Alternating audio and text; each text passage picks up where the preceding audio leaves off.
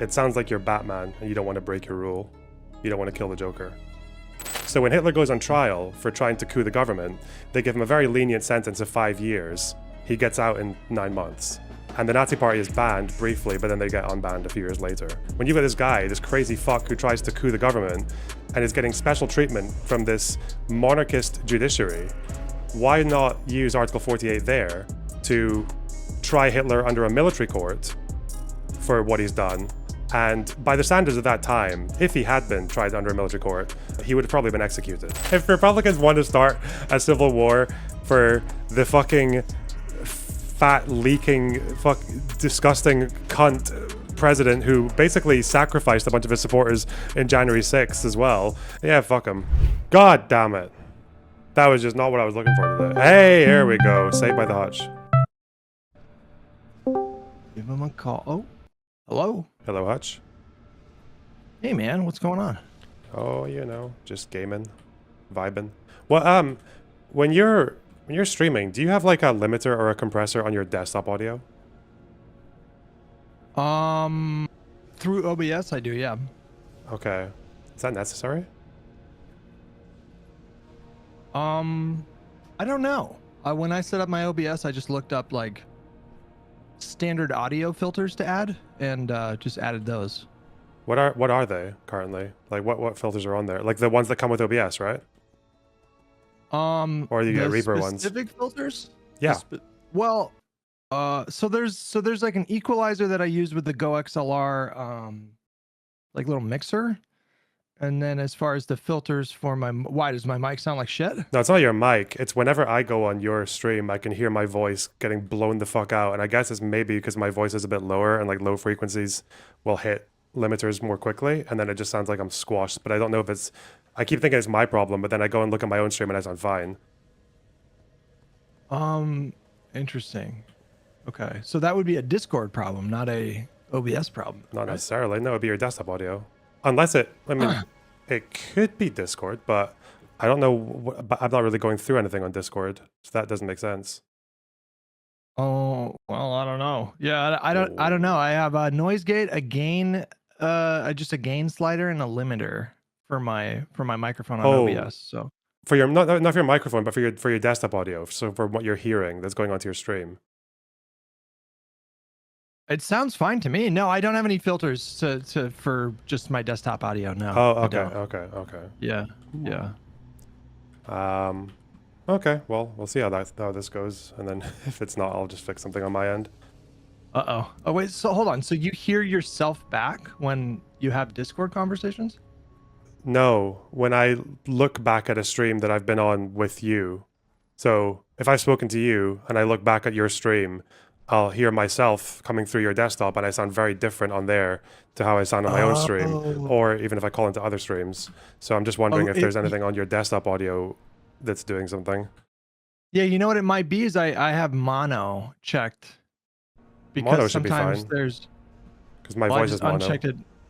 That's the only filter I have on the desktop on OBS. And so let me take it off for this and maybe you sound different this time. I doubt it would, but let me see. Yeah, I don't know. Let me double check here. Hold on. Filters. Oh, wait, hold on. Yeah, I have a gain filter, I have a limiter filter, and I have a compressor filter. Okay, do you feel like why did you feel like you needed a compressor on your desktop audio? Is there a reason for that? I don't know. I have no idea. I just literally look up, best audio settings for OBS and just copy paste those. Okay, what's your limiter doing? What's it say? Threshold is -12. Release is 60 milliseconds. -12. -12 decibels. Hang on, let me I'll maybe add the OBS one and see what that actually looks like. -12. There's no bar or anything. There's nothing showing you when it's getting triggered. No, there's no. Okay, yeah, okay. Nothing, yeah. So try turning off your limiter and your compressor and see if your chat has an issue with that, or if it changes anything. Okay, let me just take a picture of the settings just in case. Because you can just click the eyeball button. It just mutes it rather than gets rid of it. Oh, I see. Okay. All right, talk. Yeah, hello, hello. Does that change anything? Chat, does he sound different? Or you can see how it looks on your bar as well, because my desktop audio is usually just set to 0. Wait, hold on. Now you're blown out. Wait, hold on. Now I'm blown out. Yeah.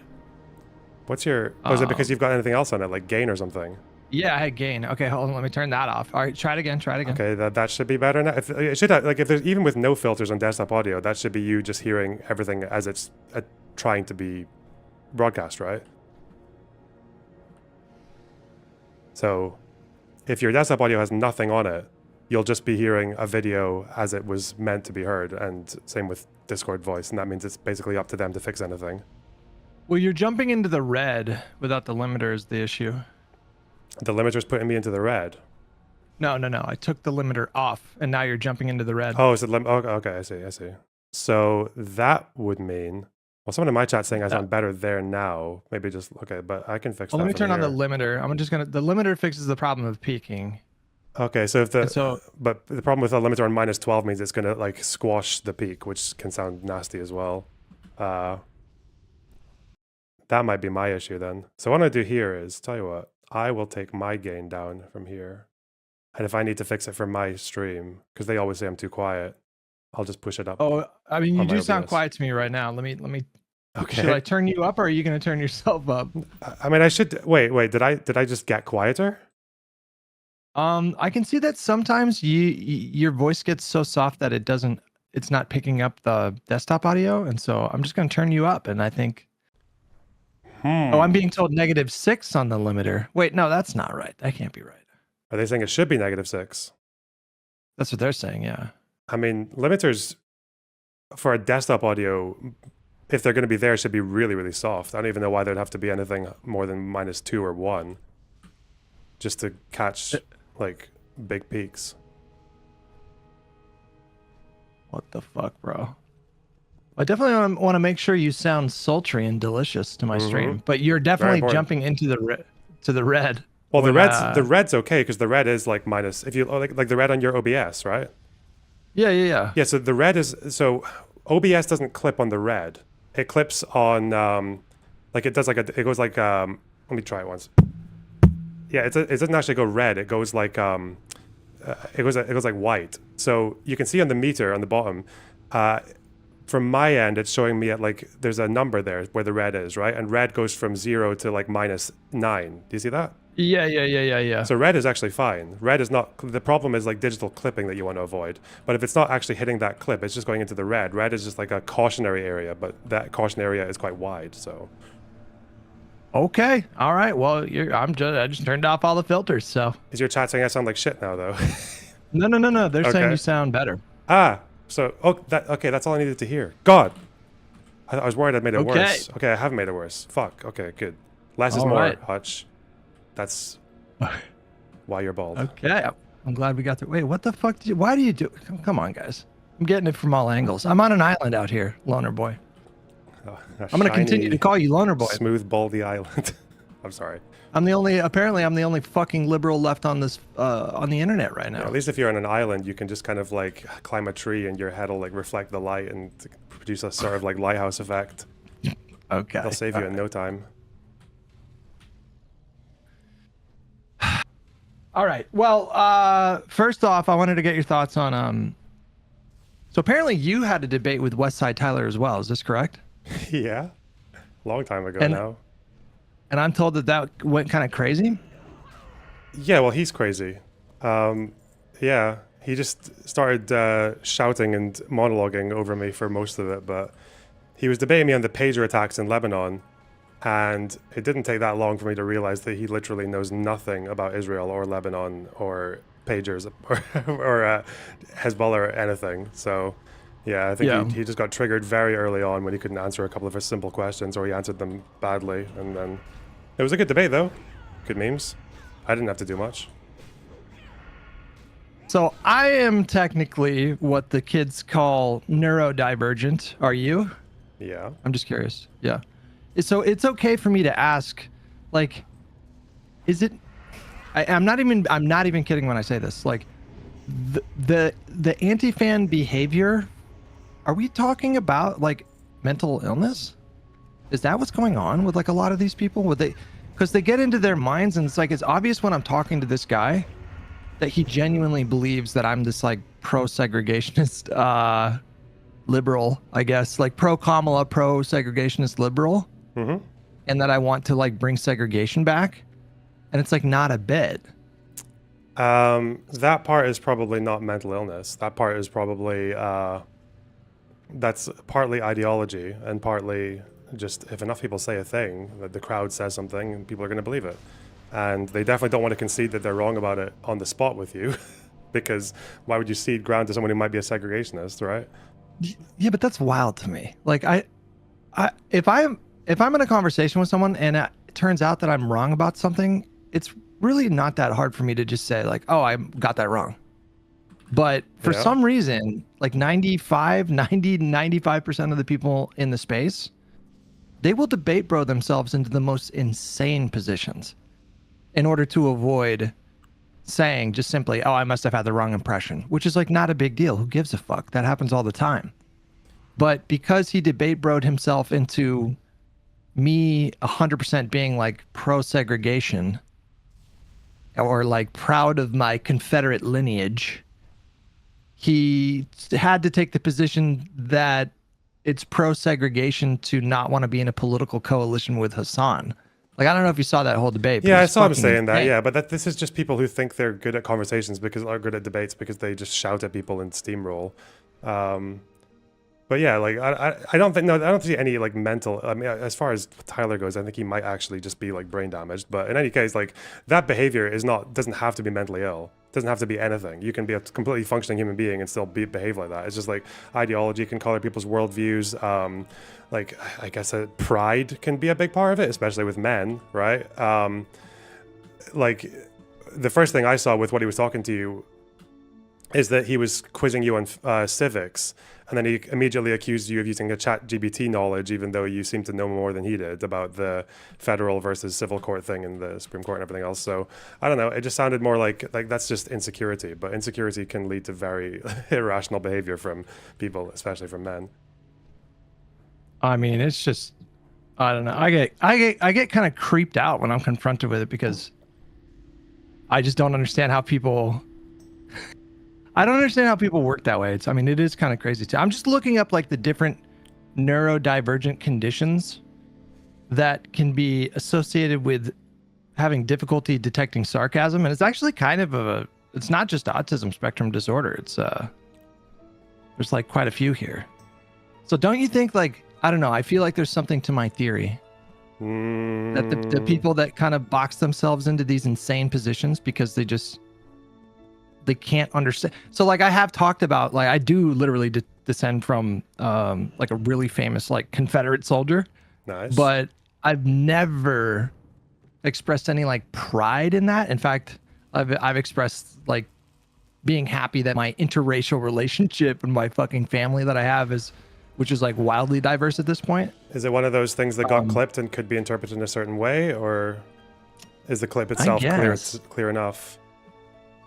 I mean, I'm very easily clippable. I don't think about that. I just kind of talk and say stupid shit, and so I'm very, very easily clippable. So it's possible he saw a clip and just jumped to some conclusion, but I don't know. I feel like there's something there. I feel like there's communities of people online that have like a lot of difficulty picking up on sarcasm. I don't know. That's the only way I can explain this. It's also no, not entirely. Like again, you can go down that road and you'll personally go insane trying to find out whether the people you're talking to or fighting with are insane through the internet. That's quite difficult to do.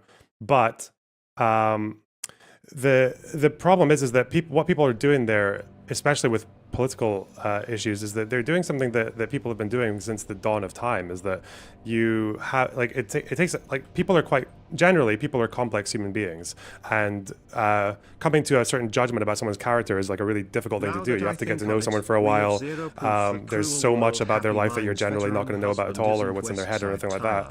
But would make you have too to, much in politics, you need sense. to be quick, right? You need to make judgments. And what people do is they tend to, once you've seen something like one or two things that someone says in a clip, or you see a narrative going on around someone, well, then you've, like, the essentializing has already happened, like, very, very quickly. And then after a certain point, you are literally just going to only hear stuff that they say that confirms whatever you've essentialized and just ignore the rest. And it seems to be like a tactic, or just like a heuristic that people go by, because otherwise the world would be difficult, right? And that's the problem. I think maybe with you is that you don't seem to have any crazy, like, massively extremist opinions.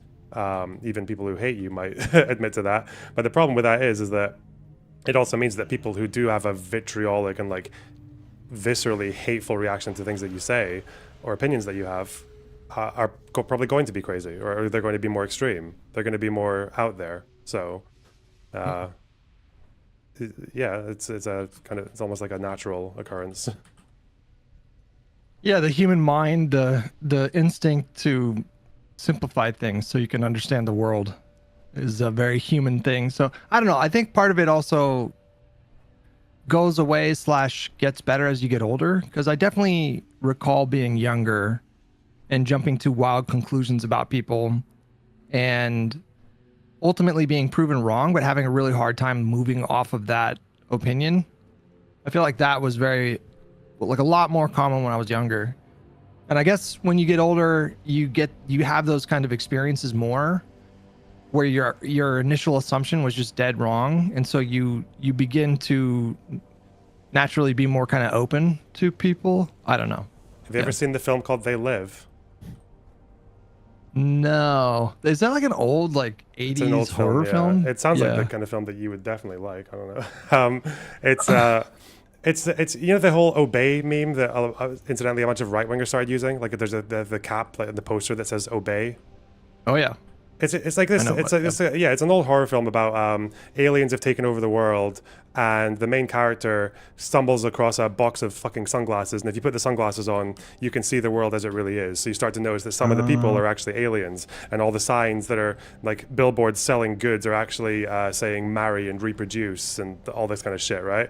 And money is your god, like that kind of nonsense. Yeah, like it's very primitive. Like the writing is quite, like, juvenile almost, but there's this whole epic scene in it where the guy is trying to convince his friend, after he's figured out what's gone on and he's running away from the law because he's ended up fighting against the system, and he's trying to convince his friend of what he's seen, and he's trying to get his friend to put on the sunglasses, but his friend doesn't really trust him because he's just been fighting with cops and he's like a fugitive, so he doesn't want to put the glasses on, and they end up fighting.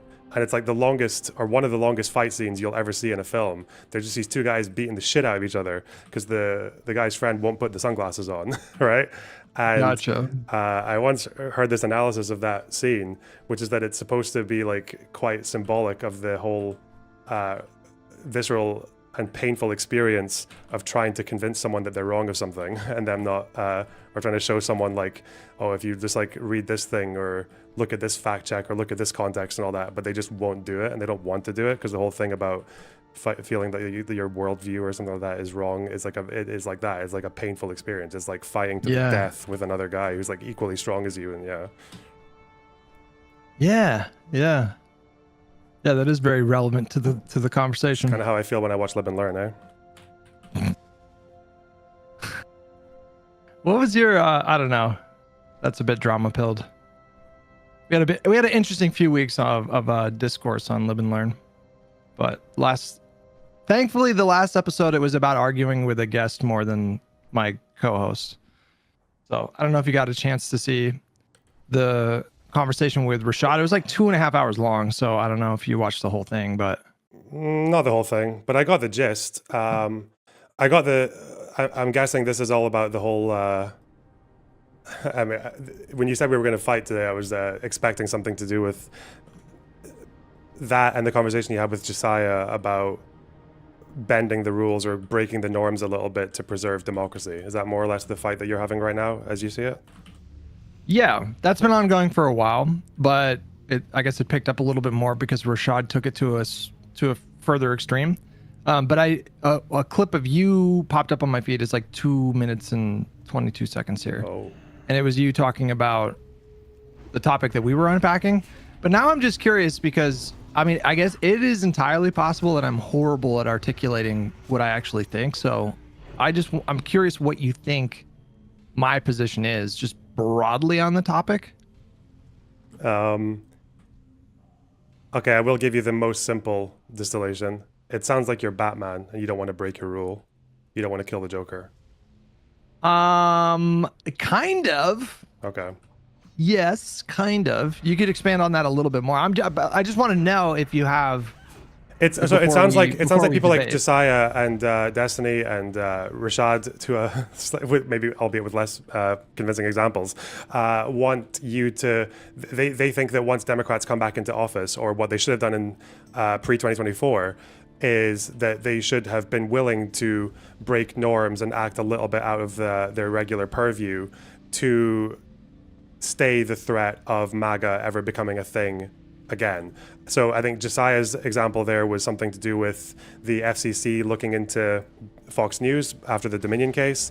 I guess there's maybe also stuff to do with Merrick Garland, which is probably where I'd have a stronger opinion. And then from watching that, I was starting to think about, well, what was this like with other countries? And I don't know if you know much about the whole debate about the Weimar Republic and what they could have done to stop the Nazis and and the whole debate that goes around that. I'm not great on that history. I know like the very broad strokes of all that, but yeah. Okay. Do you want me to give you an example from there, or do you want to tell me? Yeah, okay. Definitely. Go for right. it. Yeah. So starting with the beer hall putsch, I'll just go through the whole thing, even if you know some of it. So the beer hall putsch is basically when Hitler is basically still a nobody, 1923, 24. He tries to take over the sort of like municipality in Munich, and then he eventually wants to march on Berlin. So he launches a coup, basically, kidnaps some people, tries to get the police and the military involved, and then it stops very quickly. A bunch of people get shot and killed by the military, and then he gets jailed. So Hitler's tried to basically launch a coup against the government to take over with brown shirts and just like a bit of local support. He goes to court, and because the Weimar Republic in its inception made a compromise with the old order, with the monarchy, and people who supported it, that people who were civil servants who were appointed by the Kaiser would, a lot of them would stay. So the problem with the Weimar Republic to begin with is that their judiciary and a lot of their civil service was full of people who had sympathies with the monarchy and didn't like the new democratic system. So when Hitler goes on trial for trying to coup the government, he is given a very, very special treatment by the judges because they kind of are a bit curious about him. Like, they like the way he talks. They kind of like they sympathize a lot with his narrative. They allow him to bulldoze witnesses, and they allow him to give like a 2 or 3 hour opening statement, like all this kind of shit. And eventually they give him a very lenient sentence of 5 years. He gets out in 9 months. And the Nazi party is banned briefly, but then they get unbanned a few years later. My argument is that there was quite a good opportunity for the president, who was a social democrat at the time, to intervene and to say, another context, the Weimar Republic had this provision in their constitution called Article 48, which basically meant that the president could suspend civil liberties and rule by decree in emergency situations. And they could like deploy the military into different parts of the country to suppress dissent or whatever. And they used this a lot. It was very overused. And people often say that this article was actually like, it was eventually used by Hitler to dissolve or Hindenburg to dissolve the Reichstag and allow Hitler and the president to rule by decree in 33. So, but my thought was, what if they actually hadn't been overusing it? What if they'd been underusing it? Because I think when you got this guy, this crazy fuck who tries to coup the government and is getting special treatment from this monarchist judiciary, why not use Article 48 there to try Hitler under a military court for what he's done? And by the standards of that time, if he had been tried under a military court, he would have probably been executed. And I think he should have been, because that's the standards of the time. Like, he should have been executed for what he did. Or at the very least, jailed for the rest of his life and definitely never allowed to run for office as long as he lives. Gotcha. With what you've heard there, would you support or oppose that decision? I would have to look more into the specifics, but you sound reasonable in your argument. I can say that. Even though them using the article in that way was violating precedent. Like, that precedent had been used to quell like paramilitary groups and things like that, but it hadn't really been used because the state or civil courts, the civilian courts, hadn't given you a result that you wanted, right? I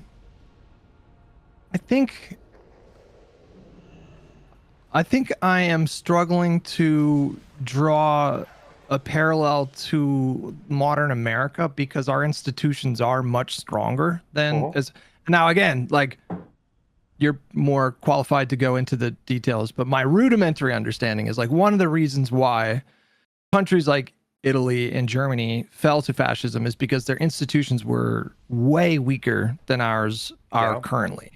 And so what might have been a valid prescription at the time, I don't know if that necessarily, if you can apply the same logic, because it is a different kind of calculation. Yeah, it's more just like it's more like a general, it's more of like a general principle in that doing something that you technically can do, but it goes against one, precedent, and two, what you would typically expect like a liberal democracy to do, right?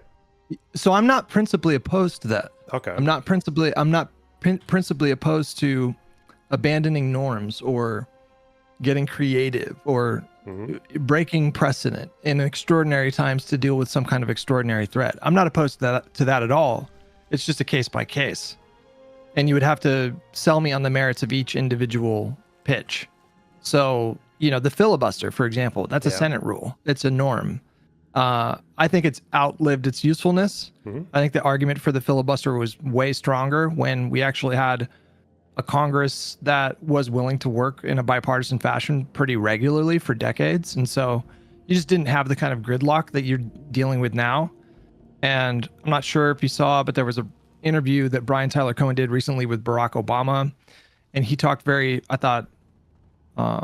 did a really good job of like laying out the reasoning for why the filibuster, why Democrats should take a long, like hard look at that rule. And it's because there's this asymmetry in our aspirations as parties. The Republican Party, much of what they want to do, I mean, literally like 80-90% of what they actually want to do when someone like Donald Trump comes into office, they can do without legislation or without a filibuster-proof bill or without, these kinds of things, without a constitutional amendment. They can do, like, Donald Trump can just do a lot of stuff with executive power. Yeah. And then you go over to the Democratic side of the aisle, and the Democratic voter base are really passionately asking for big reforms, things that, you know, transform the healthcare system, or maybe even, they want to do like a lot of like social democratic policies, you know, like you see in the Nordic states and these kinds of things.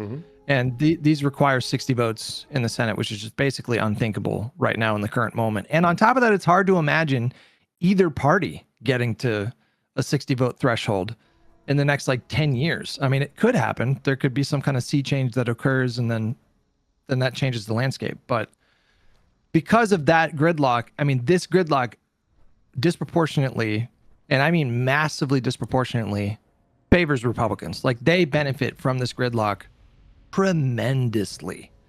And so for that reason, I don't think, even though I do think that the filibuster did at one point serve a useful function, I'm at a point now where I am on board with getting rid of it. Acknowledging the downsides. Like, there's a lot of that, there's stuff that comes with that makes me really uncomfortable. Like, I'm really glad that the filibuster exists right now, for example, while we are the minority party. So it's just a case by case. And on the particular issue of Gavin Newsom, hypothetical Gavin Newsom, President Newsom, campaigning on basically like lock them up, and then getting sworn in 2029 and doing an executive order to instruct DOJ to investigate the previous administration. Yeah.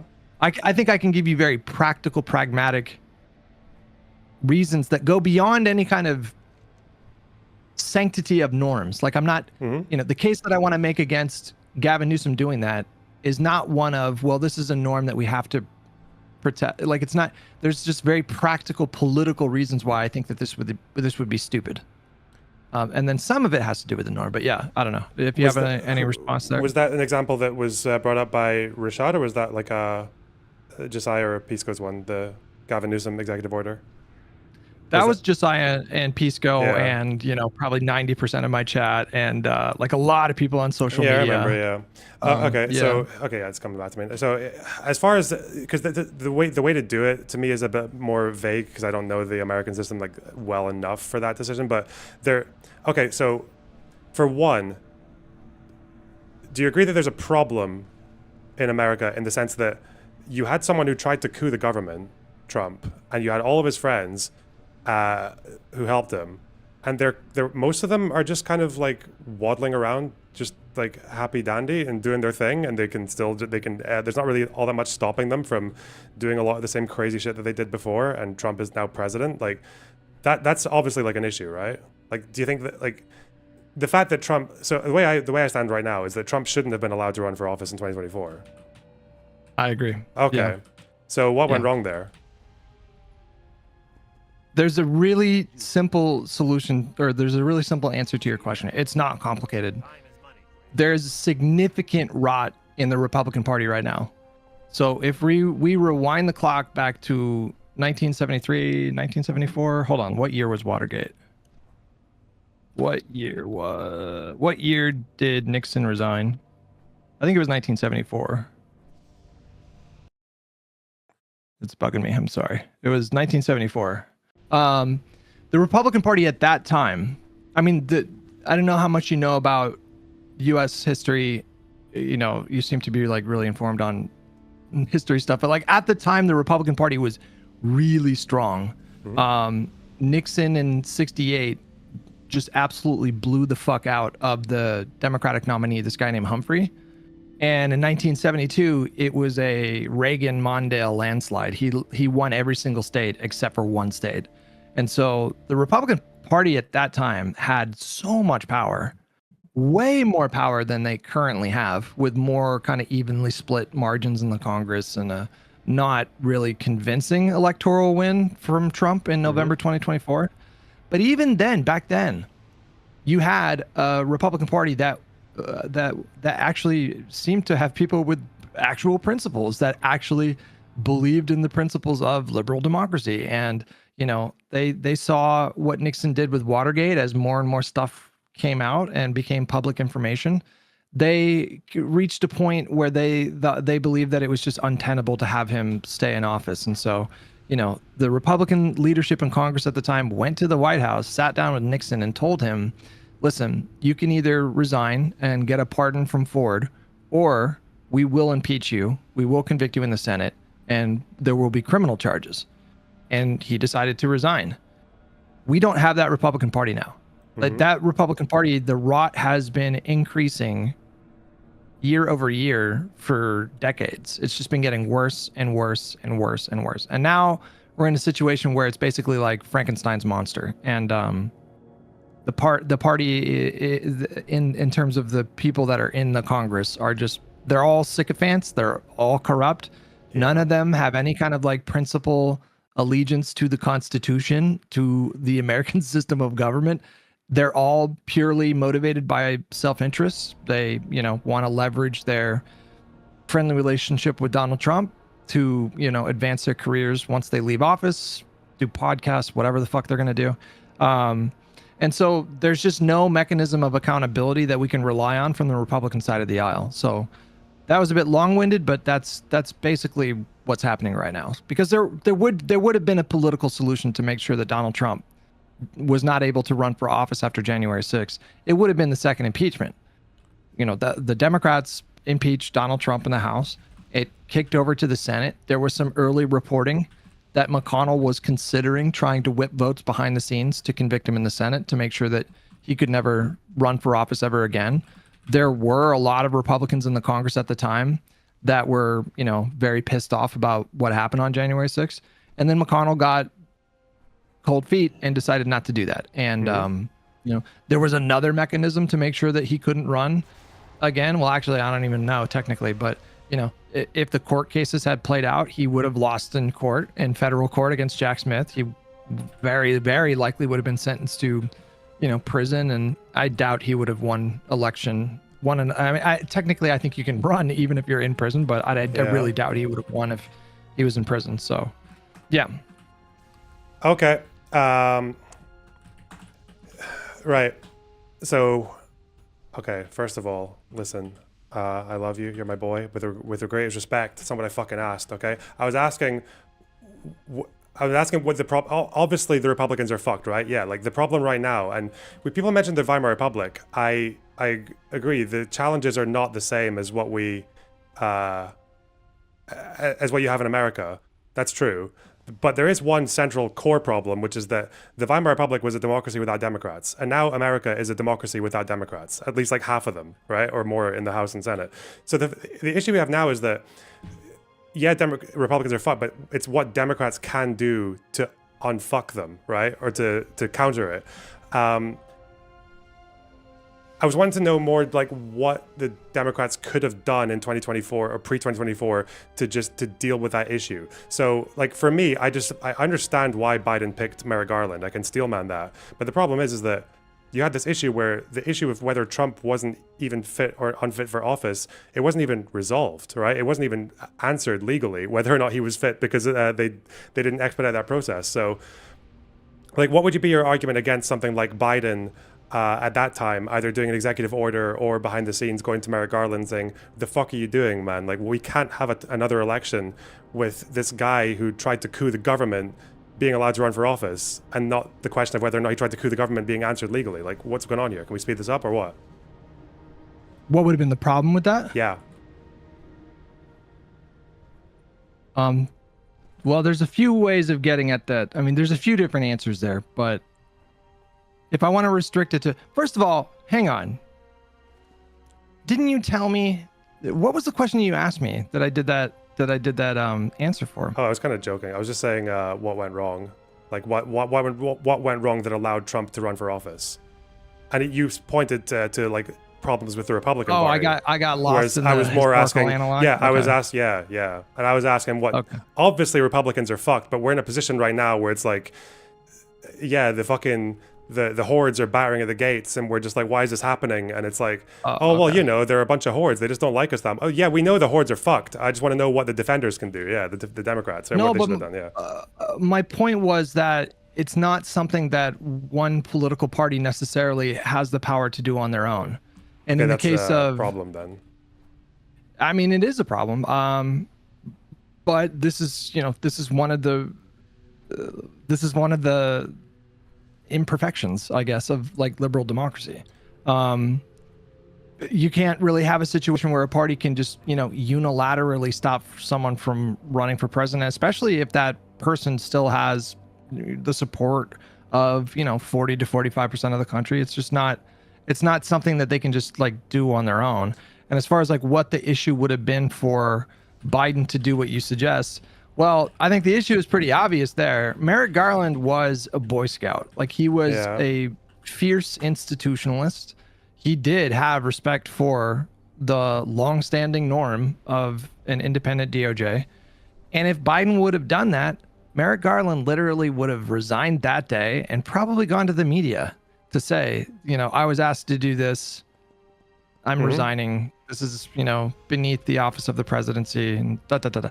So that would have just been a major fucking scandal for the Biden administration. I mean, that would have he was already on thin ice at that point. The public had already lost confidence in him because he was visibly aging and very easily clippable and, and all that stuff. Yeah. And so if you would have added this on top of that, that would have really, that would have been devastating, I think, for his presidency. I think Donald Trump would have won by even more. Okay, so it would have had to probably be like an executive order, right? Like if he was going to do it rather than doing it sneakily. And he probably just shouldn't have appointed Merrick Garland at all. He should have probably appointed someone who was actually going to do the thing.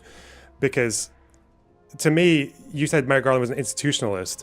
I don't even know if I agree with that in practice, because I think you get to a point where you're being so institutionalist that you're willing to like sacrifice the sanctity of your institutions to stick to like a particular norm. Because here you've got like a double-edged sword. Like there's like a catch-22. One is that you be the institutionalist and you don't break the norms and you do things like by the books or by the norms and all that and try not to look political by any means necessary. But then the cost of that is that an insurrectionist gets to run for president without it even going through the courts of that he's an insurrectionist, right? Without it that even being legally resolved.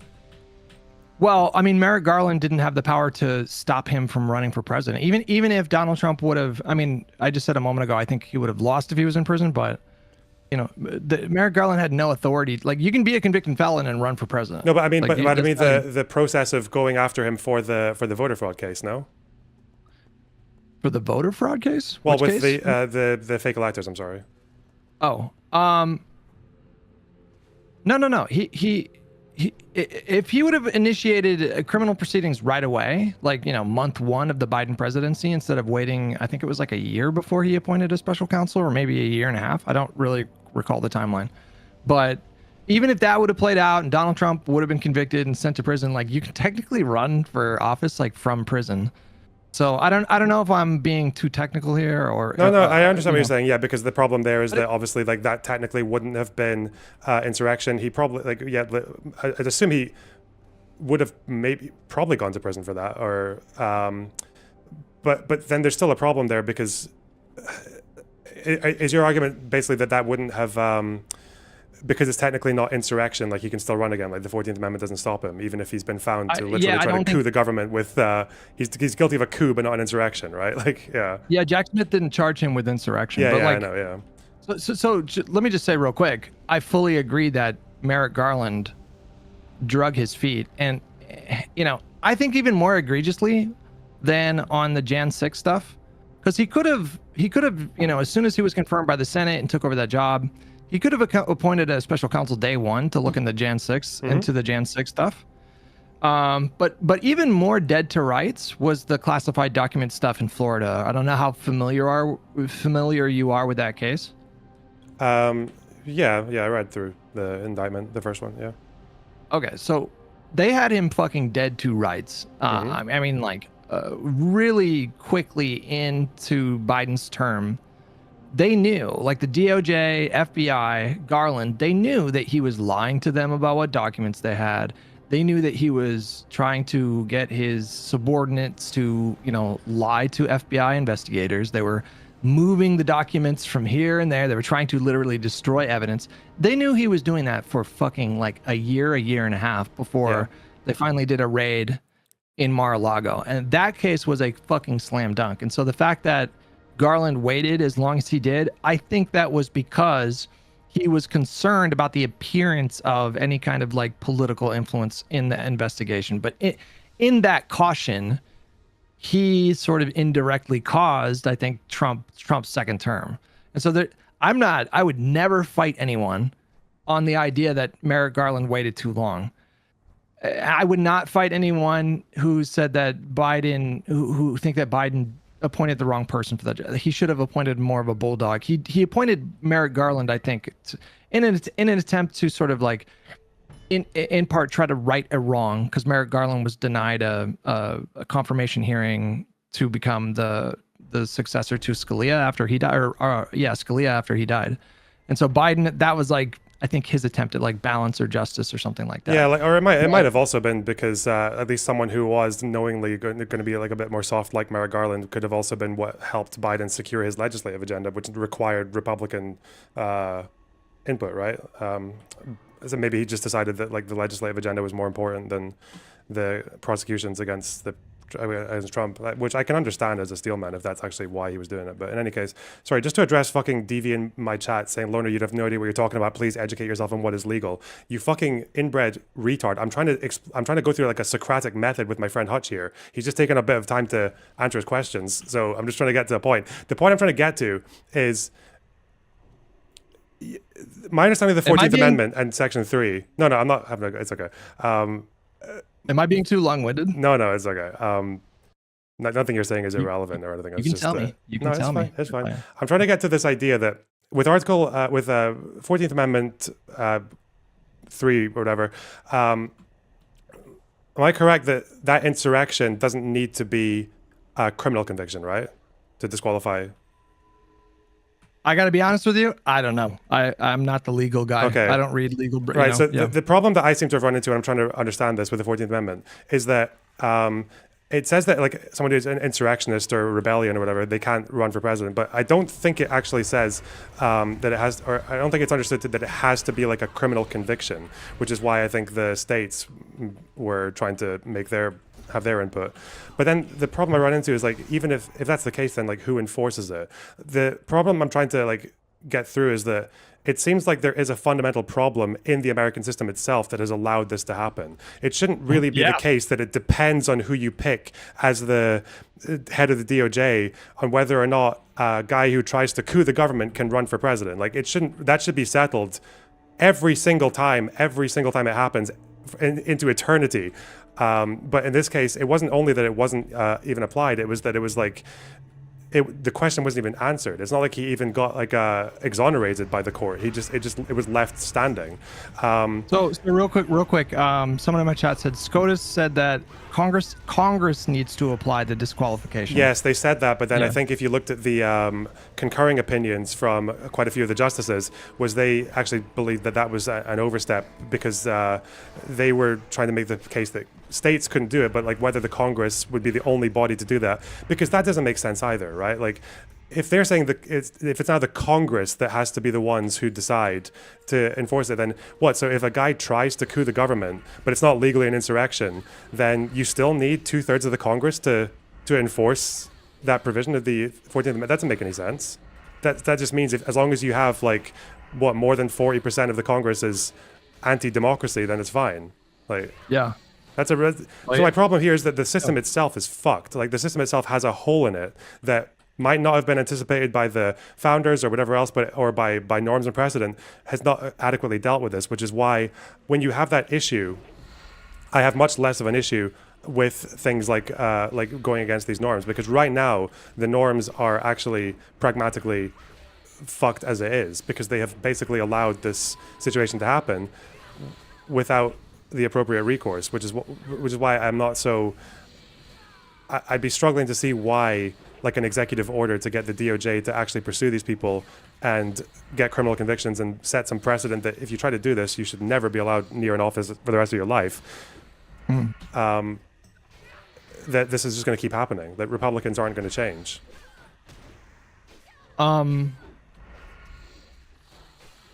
So I mean, listen, I fully agree that there are systemic problems in the United States right now.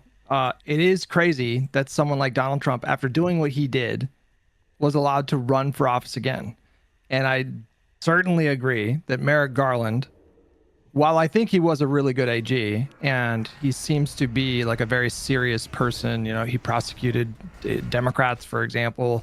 And so overall, I think he was a fantastic AG. And the way that he did it was the correct way to do that, to appoint a special counsel. Like the point of the special counsel is to instill a sense of confidence in the public that investigation is being done free of any kind of political influence. And so like the way he went about doing it was correct. And the way that Jack Smith moved, I mean, he moved like very fast, you know. He was like, Jack Smith was really good. And I do feel extremely confident that he would have secured guilty convictions in probably both jurisdictions. That's not really my issue at all. My issue, instead of like, so I do think it's a really good norm to separate DOJ from the president. Like after Nixon, we did these reforms, and I think that was a really good norm to establish. The presidency and the executive branch and the agencies, their reputations were extremely damaged in the eyes of the public after Watergate. Like Watergate was a significant national trauma. I don't think people realize like what a big deal it was at the time, but it really broke a lot of people's hearts. You could argue that it was like one of the things that really kind of set us on this dark path was like the trauma of that. Because in the decades before that, America was kind of defined by really kind of unbridled optimism and, you know, the conflict with the Soviets, and it was just a much more positive thing. And then after that whole Watergate scandal came out, and it, you know, people just plainly saw that the president was just like really nakedly, blatantly corrupt. it was like traumatizing for a lot of Americans. And so, and it's just generally a good rule to have. We should not have a criminal justice system. We should not have an agency like the Department of Justice that are acting as personal instruments of the president. It's just not a good thing to happen. And if you just open that box again, then I think you're just speed running. I mean, I understand that people's opinions in America of our institutions is already at a low point right now. But that doesn't mean that we just abandon that principle altogether and just, just like get rid of that norm. So I do believe in preserving that norm just on the merits. But what I'm offering to you, and I don't think you responded, I don't think you really responded to that, was like the practical reason why that this is not a good option. If Biden would have done that, that would have sunk his presidency. I mean, he had this insanely good legislative track record. If he would have done what you think that he should have done, really early on in his presidency, that would have killed maybe all of the efforts past like the ARP, like every piece of legislation that would have been like, I don't think any of that would have gotten done. Because as soon as you embroil a president in a scandal like that, and their approval numbers go down, and you make the entire party vulnerable to attacks from Republicans in that kind of way, well, he's not going to get any bills done. He's going to spend all his time on the back foot on defense about this thing. We're probably going to lose. Like, it would have been an actual red wave in the midterm elections. We wouldn't have picked up a seat in the Senate. And it would have, I think, like galvanized Donald Trump's support. I think it would have freaked out a lot of normies that are kind of disengaged from politics. They would have felt like this was not okay. And before you even say it, I understand there's a massive double standard here, because Donald Trump just, he got inaugurated, and like one of the first things he did was do this.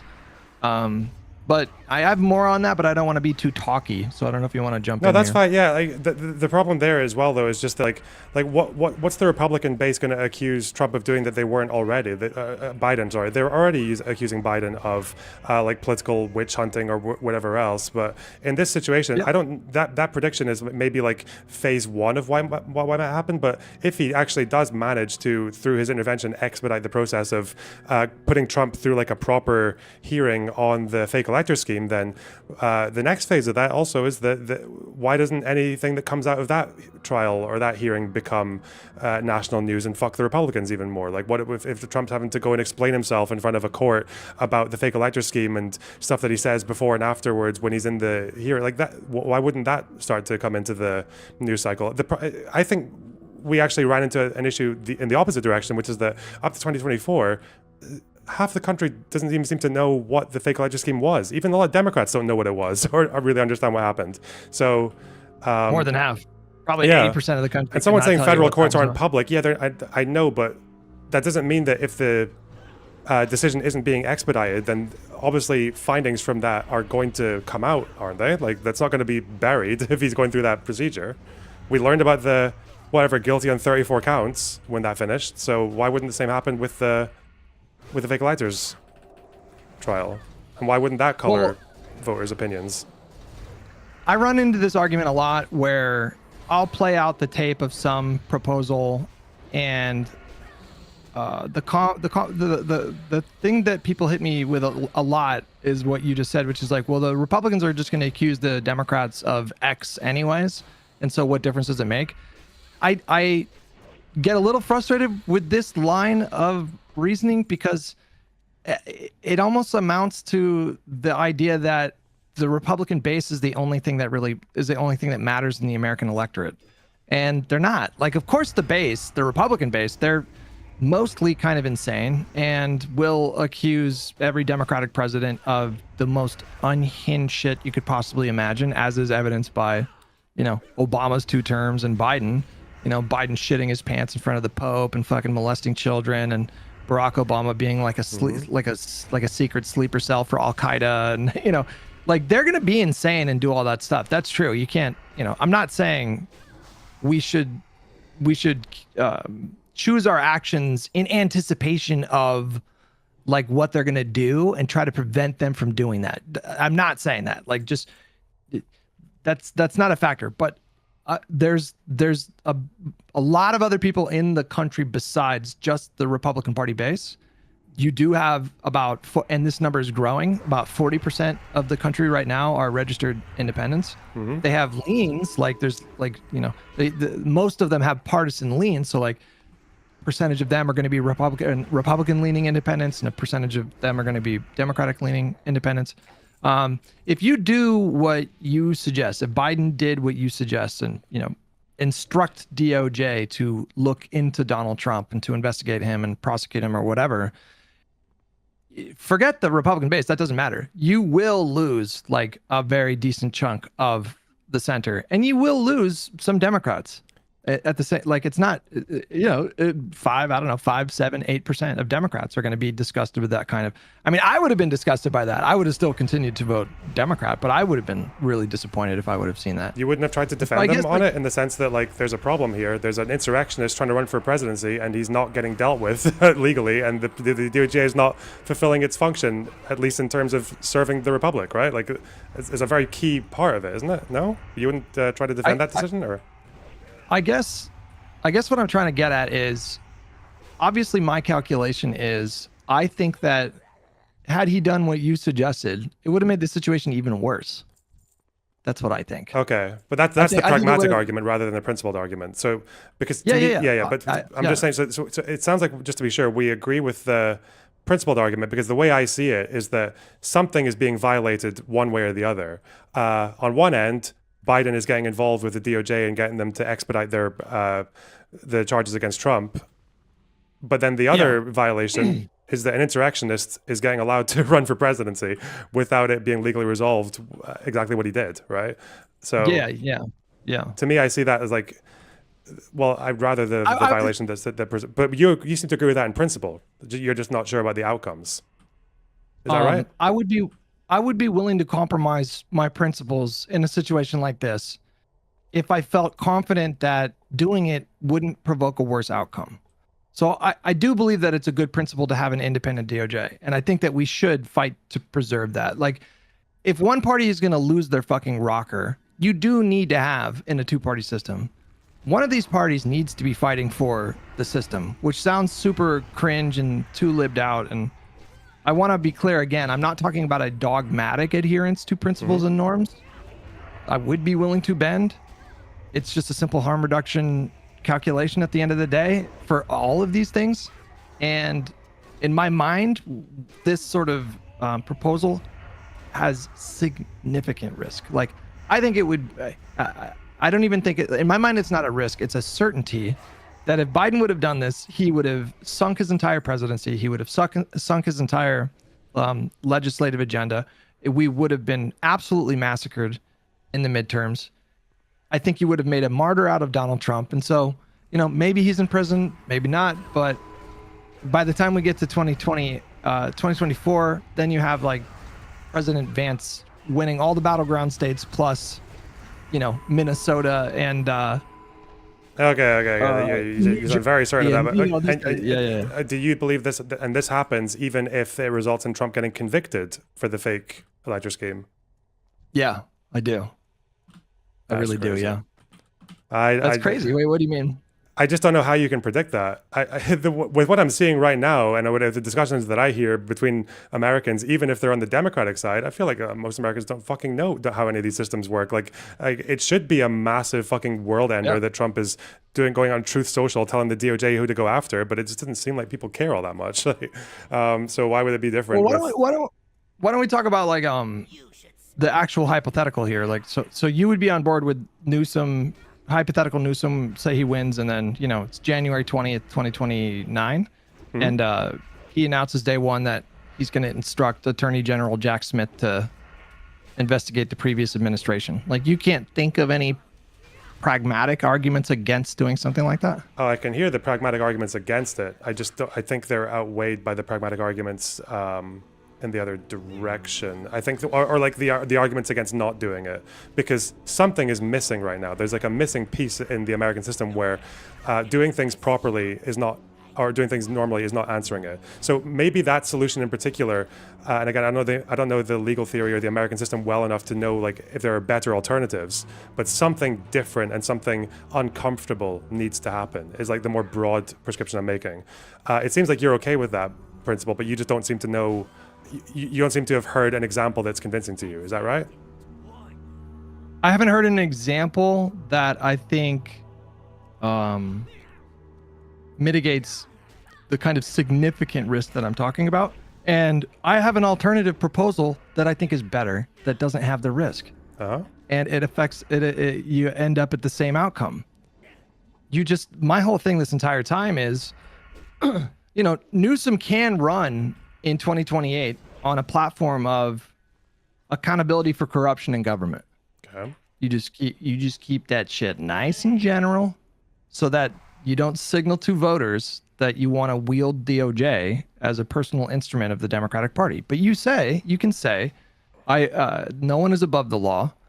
I want if you elect me president, I pledge to nominate a candidate that will aggressively pursue government corruption at any level of government. And, as he's picking his attorneys general candidates or whatever, he can ask them more general questions. Like, you can get at the same outcome without any of the baggage. Like, the American president, usually what happens is the voters will give a party a trifecta for 2 years, and then they take it away. It's pretty predictable. This is a really difficult law of political gravity to, overpower. George W. Bush did in 2002, but that was after September 11th. And so, Democrats were, they didn't want to be seen as counteracting the president after such a horrific terrorist attack. But apart from that, you get 2 years. And so I want my President Newsom focused on reforming the government while he has those 2 years. So I want him to hit the ground running, a slew of executive orders. I want him to aggressively work with Congress to get as much legislation done. I want him to pressure the Senate to get rid of the filibuster. And I want him squarely focused on that. If you introduce this new element of now he is directing DOJ to do stuff, you are now jeopardizing all of that. And it's so needless. You don't have to do that. Literally just nominate Jack Smith and just let him go. Like, Jack Smith is a fucking bulldog. Yeah. He will go after these things. And so you can affect the same outcome with none of the risk that you guys don't seem to. I don't mean to be rude. That's fine. The people that argue on the other side of this argument, they just don't seem to acknowledge the risks. They think that, I don't know, they delusionally convince themselves that the public is going to get behind the Democrats, which I don't know why they would assume that. I don't know. After everything we've seen, the public reelected Donald Trump and gave him a popular vote victory after January 6th, after he was convicted of 34 felony counts. And so I don't understand the confidence that people have that the public is going to get behind this. That's just not, they don't know American voters, I guess, like I know. I mean, American voters will let you down. They are a massive contradiction. They're oftentimes completely incoherent. You have no idea what their actual ideological principles are. And they are susceptible to propaganda. And once Fox News and the Republican media apparatus, who do have an advantage on us, and I'll finish up and let you jump in. Once they jump on this and start pounding the Newsom administration 24/7, it will be disastrous for the party. It will hurt his ability to get stuff done with the Congress. It will sink his presidency and will doom him to being a one-term president. That will 1000% happen. Okay, I'm done. Okay, so to me that doesn't sound like so that's like not really a norm busting solution then. This is also just like the argument that if Biden had nominated someone other than Garland, you could have got the same result in the last cycle. That was the mistake. Yeah, that was the mistake. Not, the mistake was not him declining to instruct Garland to do stuff. The mistake was him nominating Garland. Okay. I think you can probably say that there was still the mistake lacking like after Garland's been chosen, because from where I stand, I don't think any attorney general should ever be like having this issue. But again, like it should be the norm to make sure things like Trump 2 don't happen. That should be the norm. But that's not really, that's not really up for that's not the president's job, though, is my point. The president's job is not to squash political opposition, even if it's valid reasons. That's just not what they're there. That's not what they're there to do. You know? Yeah, but it's maybe not. But when you're in a situation when, like, assuming that so your position is basically that Jack Smith in 2028 or whatever will hypothetically be able to just he'd be the one to actually finish these cases against Trump and probably against other people in his administration or other people in his inner circle who were helping out, like the likes of Eastman and Giuliani and all these other those cases are those cases are fucking dead. So they're like dead. Yeah, they're dead. There's no chance of those cases coming back as far as I understand. Chat, I'm pretty sure those cases are settled. Like as soon as he became president, the DOJ has a longstanding policy of not indicting presidents, and so literally the day after I think it was the day after, it was very shortly after the election, Jack Smith announced that they were, ending those cases, and the statute of limitations are probably going to lapse by the time he leaves. But on top of that, Donald Trump is very, very, very likely to blanket pardon his entire cabinet, minus people who pissed him off, and himself when he's on the way out the door in 2029. And so I don't know I don't know what options Jack Smith is going to have, but you can still have state level prosecutors who, if they find crimes, they can prosecute him, like we saw in New York and Georgia. Interesting. I don't know. The way I see it, that just doesn't feel like it doesn't feel like it's enough. It feels like a lot of people are being allowed to get away with shit. And I don't know if that's really going to stop the issue of Republicans like trying again later. If it's not, I mean, because it sounds like as it is right now, there just isn't that much a president can do unless they eventually get 2/3 of Congress. I mean, you can violate the norm, like Donald Trump violated the norm. Mm-hmm. He issued, a couple different executive orders instructing DOJ to investigate his political rivals. But my whole thing that I've been saying recently is like, well, look at how that's working out for him. It is not working out for him. Those cases are being laughed out of court. Grand juries are laughing them out of court. Janine for Pirro, very different reasons, correct? Right? Yeah, because there's no merit. There's no merit. Yeah, but like, but yeah, but him doing that, Donald Trump doing that, has not helped his presidency. It's not benefited him in any kind of way. The public has like really turned on Trump in a way that even surpasses what happened during the first term. Like he is drifting now lower into like the mid 30s, and it's like death by 1,000 cuts. It's like, it's the ICE stuff, it's the economy, it's the tariffs, it's the corruption, it's all of it. Like he is like petering out. He's like withering on the vine. At the same time, he's physically diminishing. And so the whole presidency is just so fucking pathetic. But the thing is, Trump has tried to go after people who he didn't really have anything on, right? So he tried to go after like tax filings and mortgage shit or whatever with, was it John Bolton and who else? Was it Jack Smith was the other one he went after? I don't think he went after Jack Smith. Did he go after Jack Smith? I can't remember because I thought there was 3 people. I know one was John Bolton, right? It was Letitia James, Comey, and Bolton. Comey was what I was thinking. Okay, yeah, but like, imagine. Do you think that would be the same if, like, how do you think MAGA would be, or how do you think even some independents would be if Trump had done that and he had actually found someone who had been guilty of something quite horrible? Like, I think the victory laps would be fucking all over the place. They'd be so vindicated by that in their own spheres, and they would pass that confidence on to the rest of the public when they're talking to them. Wait, hold on. I want to jump in. Would you acknowledge that what I proposed just carries none of the risk that I'm talking about? Yeah, it does. Yeah, like, so assuming that they go through it in the way that you're saying they do, then I could easily say that the argument was just not appoint Garland, and if Newsom did it, I would rather he did it by appointing. If he can achieve all the same outcomes, or pretty much the same outcomes, without breaking a norm, then obviously I prefer that in principle. Yeah, I'm saying he can. Can.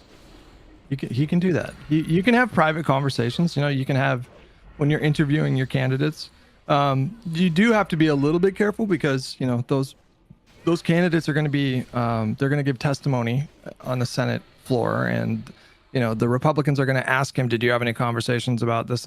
That's what happens every single time there's these kinds of confirmations. But you can get there with dog whistles and winks, and there's clever ways to kind of get around that. And I fully support it. Like, I do think that hypothetical President Newsom, when he's interviewing candidates to be AG, I think he should probe them in a way that sort of avoids any kind of problems, and pick someone who he feels confident will go after the previous administration. I fully support that. But the way that I'm hearing you propose and Destiny propose and my Live and Learn guest propose, they want explicit, they want him to campaign on, we are going to investigate the previous administration. And there's problems with that too, by the way. There's no evidence. There's other pragmatic reasons for being against this. There's no evidence that this is a successful electoral strategy. That's not how Democrats have had successful election cycles in the era of Trump. Well, they didn't. Sorry, go on. Well, it's just a really quick point, but out of 5 election cycles during the Trump era, 2016, 2018, 2020, 2022, and 2024, Democrats have had 3 winning election cycles, 2018, 2020, and 2022. And all 3 cycles, they were not running on Trump bad stuff. They were way more focused on, in 2018, it was about protecting healthcare. In 2020, there was some Trump bad stuff, but it was more a general kind of return to normalcy, return the competent rollout of the vaccine, these kinds of things. In fact, the most Trump bad election that campaign that we saw was from Kamala. Mm-hmm. She was doing way more Trump bad than any of the previous election cycles, and she lost. And so I don't understand why my liberal compatriots, or I thought were liberal, think that this is something that voters want to hear. They don't. Voters don't want to hear hyper partisan attacks in this kind of way. It depends on when, though, right? In 2022, in the midterms, if I remember correctly, the polls there showed that for voters, the top issues, I think, were just under inflation. You had, what was it? Democracy, wasn't it? Securing or upholding democracy.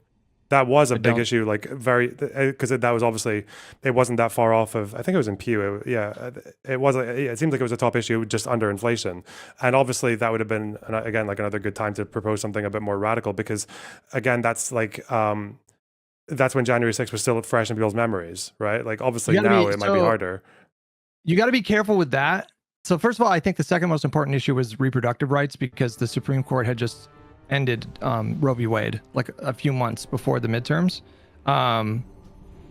But you got to be careful with the 30% of Americans think that this election is about protecting democracy, because a good chunk of those people that are answering that question are right wingers who think that voter fraud by illegal immigrants. I thought okay, maybe I have to find the poll, but I'm pretty sure it was one of those things where it was a majority of Democrats who were saying this, because they split it up into red and blue on Pew. I can just find it. Top issues, voters.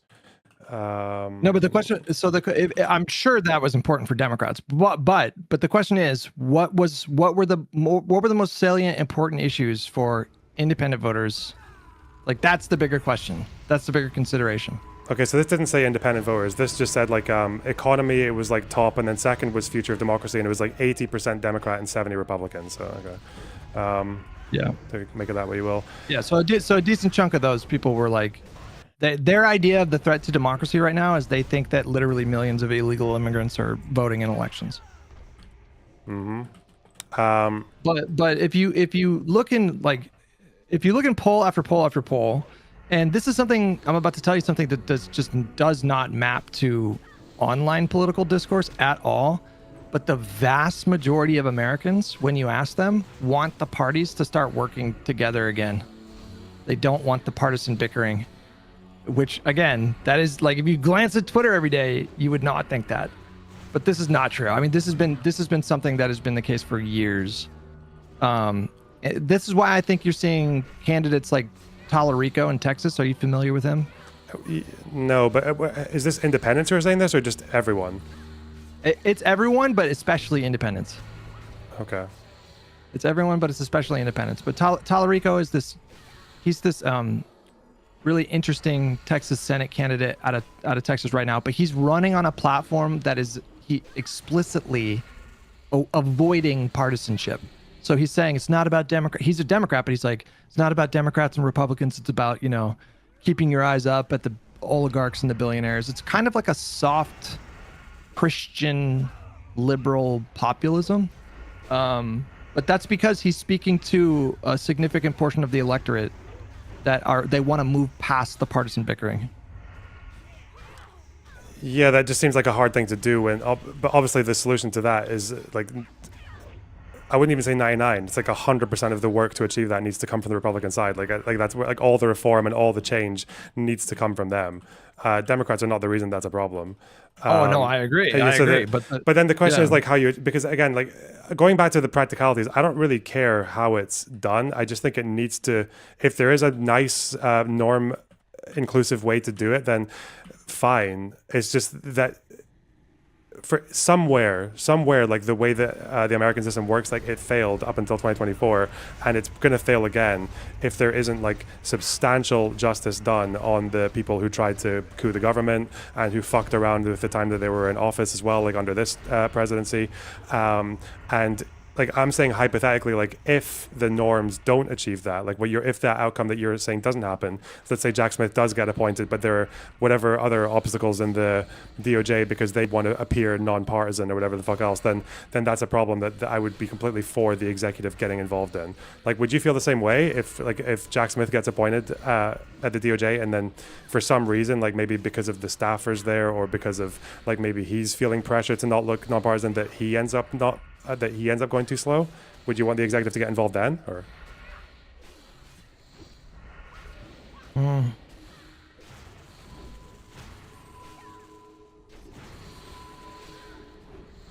Maybe.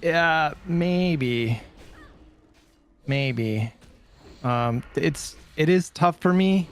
Like it's tough for me to get there. But I mean, I can't. I'll put it this way. Like I can imagine the situation getting so extreme and the urgency reaching such a critical level that I could get behind something like that. Does it become a maybe for Garland as well then with Biden? Well, in the case of Biden, again, I think that if he would have fired Garland, who was at the time, apart from dragging his feet on Trump, Garland was a very professional, very solid attorney general. And if Biden would have fired Garland, everybody would have known that it was because he wasn't moving fast enough on Trump. Mm-hmm. And that would have significantly damaged Biden. It would have effectively terminated his entire legislative agenda. It would have led to really bad performance in the midterms instead of picking up a Senate and running the board against Trump's crazy candidates that he was pushing for, and I think it would have resulted in either Vance or Trump or whoever the nominee for the Republican Party. It would have resulted, I think, in a pretty convincing mandate for them. So Biden was not a very popular president. Obviously, He hovered around 41-42% in the aggregate for most of his term, but even with that, which is not a horrible, I guess not a terrible rating, but despite that, he was still able to get so much done in Congress, and he was still able to do a lot of stuff as president that I think was really good policy that helped people. And all of that is severely imperiled if you mire your administration in the kind of controversy that would have come with something like this. I mean, I get what you're saying in terms of there's an urgency here. I agree. If this administration, if nobody faces any kind of legal accountability for the things that they're doing, then there's so much incentive for the next Republican to just do the same shit. And that is obviously not tenable. And so to the extent that I would be willing to compromise my principles to address that, it's a case by case. It's just in this particular case, I think your argument is kind of weak in the face of the risks and the alternatives that I think are better. Okay. But again, with this specific hypothetical was about like even if a Jack Smith DOJ still, for whatever reason, struggles to achieve the same, to achieve the outcome the same way that the Garland one did, or even close to it, then it seems like you were giving a maybe for the executive getting involved, but that also carries the same risks, right? So whether it's Garland or Jack Smith, like if there's a problem even like with limits of the DOJ itself, because obviously the DOJ is like it's a whole collection of people with different roles and agencies, but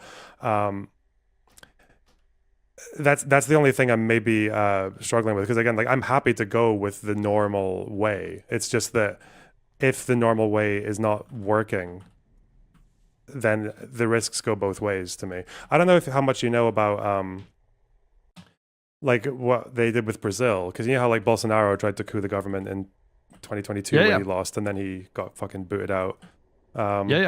So what they and again, I've only looked at this recently, but what they seem to do is that well, first of all, their Supreme Court is just quite different from the United States one, right? Like their Supreme Court can actually be the ones that launch investigations. They can invest. They can do quite a few things that they have more of like a closer to a DOJ role almost with what they can do. Wait, did you say that the courts can initiate investigations in Brazil? The Supreme Court, I think they can. Yeah. Is that not what right? The fuck?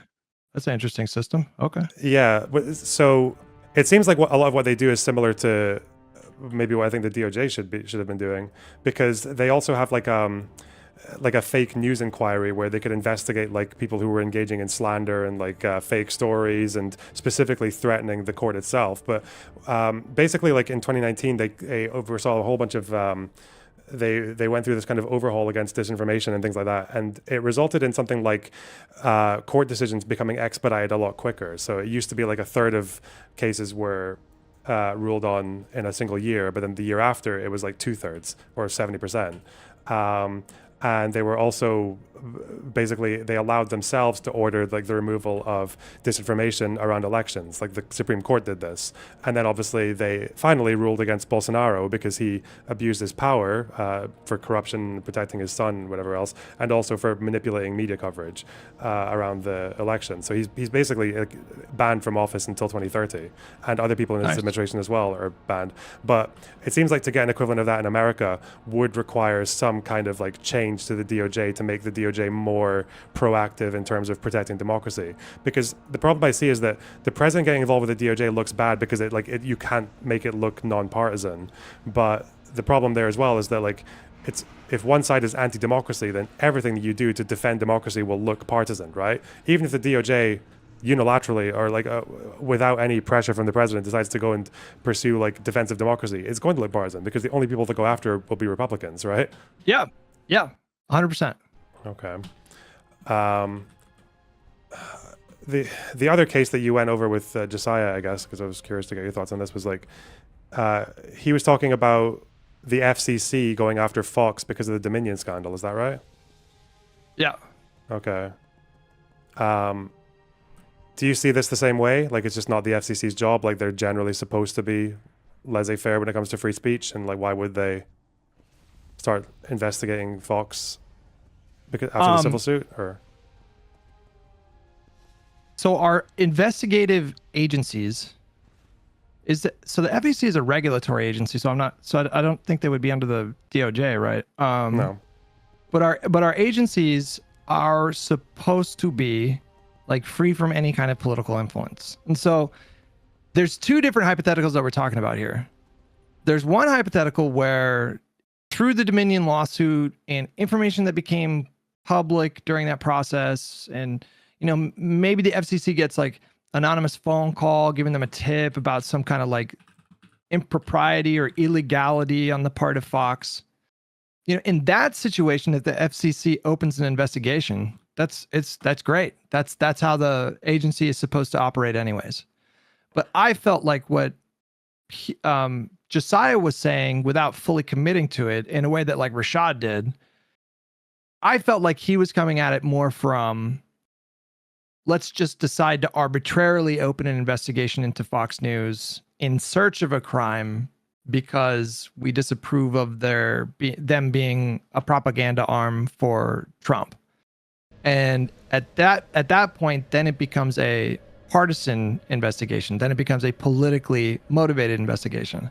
You arrive at a conclusion. Fox News is a propaganda arm of the MAGA movement, and they've done a tremendous amount of harm to the country or whatever. And they need to go to jail or be shut down or whatever. You start from that, and then you like go searching for crimes to try to affect that outcome. Mm-hmm. That would be a like a corrupt application of like the law or regulations or these kinds of things. But again, if they find probable cause to investigate Fox, like through some means or another, then that's completely appropriate, obviously, to investigate any crime and proceed with charges if necessary, make referrals to the DOJ or sue them or whatever. Yeah. And maybe you know more of this than I do, but I guess the fact that they were already in that lawsuit with Dominion, that it got settled because it was a civil case, right? Like it wasn't like a. They settled. Yeah. Do you not still have to, I don't know how it works with like breaking laws or like you still have to effectively like it's still breaking a law, right? If you do defamation, like that's like what it comes under, the umbrella. I don't think so. No? Is it technically against the law to defame someone? I don't know the difference between like crimes and laws when it comes to like civil versus criminal. I don't. The point I'm more getting at is that like again you have I see like another issue where you've got Fox News, which is like a massive. I think it's still the most watched media organization in America, isn't it? For news, is it still the biggest one? It should be. For a long time. It's been that way for a while, but they have competition now that they didn't have before, like Newsmax and OANN. So maybe not, but yeah. Yeah. There's still an issue there that they just get to kind of settle their way out of the settlement with Dominion, but then with everything else, they just get to carry on business as usual. Like, well, I just looked it up here right now. Defamation is not a crime in most of the United States, but it is generally against the law. Yeah, that's what I thought. Yeah, it's against the law, but it's not a crime. Yeah. In the civil sense. Yeah. So, sorry, what was your question? My question was more like whether or not that's a reason to go after them, like. Whether like for the DOJ to go after them in the sense that they've already done this, like they've already like or there's already there's already a good reason to believe that they have broken laws in terms of the discovery from the Dominion suit. So I don't know for sure because I don't know like entirely what DOJ protocol is, but I would assume that would not be within the purview of like something that DOJ would go after. Like that would be something that the FCC would maybe explore, and if they were violating some kind of regulation or something like that, they could be sanctioned or fined or these kinds of things. But I don't think that DOJ would get involved until it escalated unless it escalated into like a bigger crime, like if they found like Fox News was like bribing politicians, that's when DOJ I think would get involved. But anything short of those kinds of crimes, then it would be a break from precedent, and you would be it would be seen obviously as like politicizing the DOJ. Yeah. So, but it sounds like this dispute was more to do with the FCC, right? The dispute between Dominion and Fox. No, between you and Josiah. Sorry, ask the question again. It sounded like the dispute that you had with Josiah was about whether or not the FCC should have gone in on Fox News because of the Dominion stuff. So the dispute was that I think Josiah said something along the lines of, I can imagine a world where the FCC saw some kind of evidence of a crime and then looked into them, but he didn't cite what statute he thought Fox News was violating. He didn't cite any particular kind of crime. And to me, that indicates that the person's psychology is they're thinking about it in terms of the outcome first and then the investigation second. So the outcome would be like maybe take Fox News off the air or, like sue them into oblivion and then you kind of work backwards and you're like, okay, let me see if I can find a crime. Like obviously if the FCC or DOJ discovered any evidence of a crime for Fox News or any other company or any individual, then that is their mandate to, then you go to a judge and you get a warrant to like look through their emails or go through their house or whatever. That's the legal constitutional process that we have in this country. And any kind of break from that for partisan reasons carries significant risk in a way that disproportionately affects Democrats. So that, like, to your point earlier, there is a fucking double standard here, because Donald Trump is blatantly weaponizing all of these agencies, the IRS, the FEC, the FCC, the DOJ. Like, he's blatantly corruptly weaponizing these agencies to go after his rivals, and it's unclear the extent of the political price he pays for that. But are you familiar with the thing that happened on Obama's watch, where there were these conservative nonprofits that were audited by the IRS? No. Okay. Well, there was the IRS. You know what the IRS is, right? Yeah. They started to audit and go after a bunch of nonprofits during Obama's watch. 1/3 of all the nonprofits that they went after were progressive aligned groups, liberal aligned groups, Democratic Party aligned groups. You have to be kind of careful when you're nonprofit in terms of like partisan stuff, and then about 2/3 of them, I think, were conservative, religious, Christian kind of groups. And this was a thing that they turned into a quote unquote scandal in like Republican media for years. They still talk about it to this day. I mean, if you go on Twitter right now and search IRS Obama, you could probably find like several tweets today of people still talking about it. And of course, like, they're going to do what they do. Obviously, like the Republican Party, they're going to make a mountain out of a molehill. They are going to try to manufacture every controversy that they could come up with. But that doesn't mean that you should make it easy for them. Like, you make their job of convincing voters in the middle, which is what they're really trying to do at the end of the day. You make that easier when you just do the things that, you know, they're accusing you of doing. And so I think you just shouldn't do those things. Let me ask you something. I want to ask you a question. So we both agree that there are very serious structural and systemic problems in the United States. Yeah. Like, I think that's what we're talking about. You're mentioning the fact that Donald Trump was even able to run again. Compare that with like Brazil or South Korea. Yeah. Structural imbalances with the Senate and the filibuster and the Electoral College, et cetera, et cetera. What do you think has a better chance of actually addressing these problems, maybe fixing these problems? Building a big enough coalition to forge a big enough consensus to actually pass reforms, or aggressively / unethically / potentially illegally, if you're Rashad, going after the Republican Party and MAGA? Like, which of those things do you think stands a better chance of actually? If you're talking about like election campaigning, is that what you mean? Like messaging? Or No,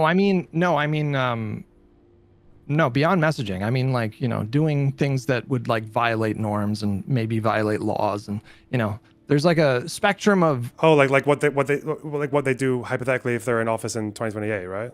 Yeah. Okay. Yeah. Would you?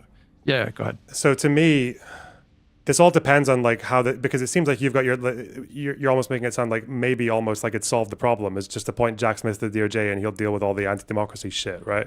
Or at least in terms of Trump, which would be most of the battle. But I'm kind of coming from a place where, like, assuming this doesn't work, or assuming something like the Supreme Court comes in and they say, oh, by the way, these were official acts and you can't get prosecuted for them anyway, or convicted. With things like this interfering, yeah? I just want to say that I love pondering politics. He's my boy. True. And I love pondering politics. He's in my chat right now. Yeah, so this is all assuming that these kind of like proper ways that you're proposing don't actually work, and there are still other like significant institutional barriers to like actually achieving some kind of accountability from the Republican Party. At that point, then I do actually think breaking norms to go after the culprits is probably more important, because otherwise you're going to have this again. You might still have a 50-50 Senate and the filibuster and everything, or whatever else, and Democrats just trying to play ball with an opposition that just doesn't even believe in the system anymore. That can go on forever, right? Like that. Yeah, I don't want to be like just kicking the can down the road with that situation. Like, how would you feel about that? How do you feel about if Jack Smith gets his charges against Trump and Trump gets convicted and everything, but then the Supreme Court steps in and says, sorry, these were actually official acts. Whoops. Well, at that point, it really depends on what else is going on in the country, I guess. But like at that point, then it becomes about even bigger reforms, even more compromising of like liberal principles. Because I mean, even then you would have, there's technically a remedy provided for in the Constitution to, handle these kinds of things. You can have the Congress pass legislation to expand the court. You can adopt a binding code of ethics for the Supreme Court and initiate term limits. You can pack the court. You can impeach judges. Well, this is a lot of this is more than a this is a lot of this is like more than a 50-50 split in the Congress, right? With wild cards and everything, or more than a 50-50 split? What do you mean? No, as in like this isn't this assuming more than, like, let's say they have a 50-50 split in the Senate and they can't pass these kind of things through the Congress. Well, at that point, you have to, again, it really just depends on what else is going on in the country, but like, I guess would you defy the court? That would have to be like so once you just defy the court and, keep someone in prison, for example, it's not hyperbole to say that at that point we are just talking about civil war. The Republican movement in this country, the MAGA movement in this country, are very well armed. They have guns. They have weapons. They will train. We have various right-wing militias. And, I don't know what this civil war would look like. Would it look like the Alex Garland movie, or would it look like something like much, much bigger than that? But this idea that the Democrats can just, defy a Supreme Court order in that kind of way, that would kick off a significant escalation in this country that would inevitably end up with civil war. I think like people accuse me of hyperbole when I talk about that kind of thing, but that would happen. I don't know what to tell you guys, but the Republicans would ever just like, yeah. How has Trump responded to the tariffs to the court? My understanding is that it was a similar situation to like Biden and the student loan debt. So they invoked a particular kind of emergency power for their rationale for Trump's tariffs to start off the administration, and now I think they're exploring a kind of different legal rationale. But to be clear, I'm not up to the particulars on that case. But my understanding is that he is not like just like simply ignoring their ruling. They're going with like a different legal argument. So what are the tariffs? Are they gone then, or is it? As far as I can tell, they've said that they were unconstitutional, but they're still there, aren't they? In a lot of the cases. I gotta be honest with you. I don't know what. He basically gave a speech saying that the Supreme Court was full of shit, right? That they were. Well, but he wasn't saying I'm gonna ignore this particular order. He said we're gonna use a different mechanism to keep the tariffs in place. Okay. Which is something that presidents can do. I mean, you acknowledge that that's what Biden did with the student loan debt, right? Yeah. Yeah. So it's the same kind of thing there. Right. Why is defying the Supreme Court on like an insurrectionist going to jail or not? Why is defying the Supreme Court on that only Civil War territory? You would agree that there's like a spectrum of risk of escalation to civil war when we explore hypothetical examples of presidents ignoring the Supreme Court. Like, you can imagine that there would be maybe one decision that the Supreme Court could come down that the president would ignore that would not carry the same risk as something else. There's a risk of saying you can try to coup the government and still be president and not even get in trouble after you've lost your seat. No.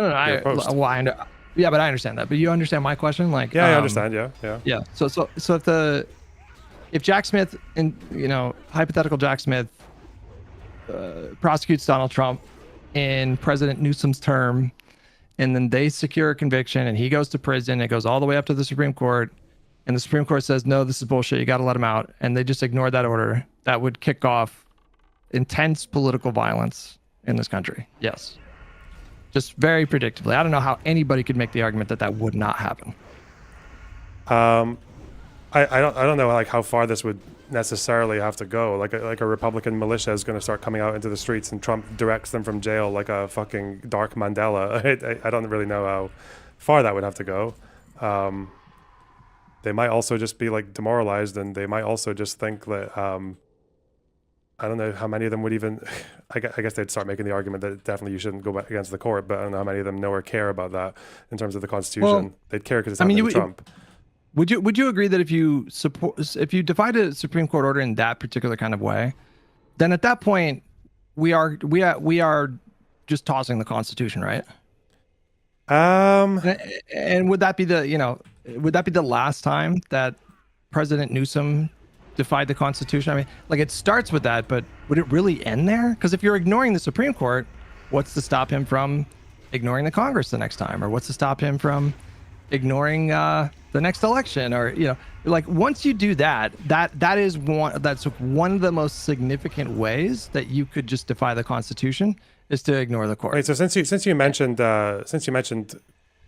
ignoring the Supreme Court or Civil War, what's your position on Lincoln going against the Supreme Court during the Civil War? Well, that was during a war, right? But was it correct to do, or? Probably, yeah. Okay, so. But wait, hang on. He didn't throw the Constitution, did he? Well, kind of. At that point, he ignored the Constitution in that instance, but that was during a civil war. Yeah, but that's why I'm asking you why it has to only be a civil war where you can do that, and because to me, like, civil war might be one example of when you can do it, but another example might be a guy who tried to coup the government is just getting away with it, and he's already been president again after trying to coup the government, and now he's not even going to get in trouble for it legally. Yeah, that's that's why I asked you the question of what do you think would be more likely to succeed if the goal is trying to prevent this kind of thing from happening in the future. I mean, like Trump and trying to do a coup, and January 6th and all the corruption. Like, what would stand a better chance of actually fixing that in the long run? Would it be like actually implementing reforms, passing bills, potentially doing? Yeah, of course. I'm always going to be in favor of adding in more safeguards. Like, for example, when they strengthened the ECA, that was a good thing to do, right?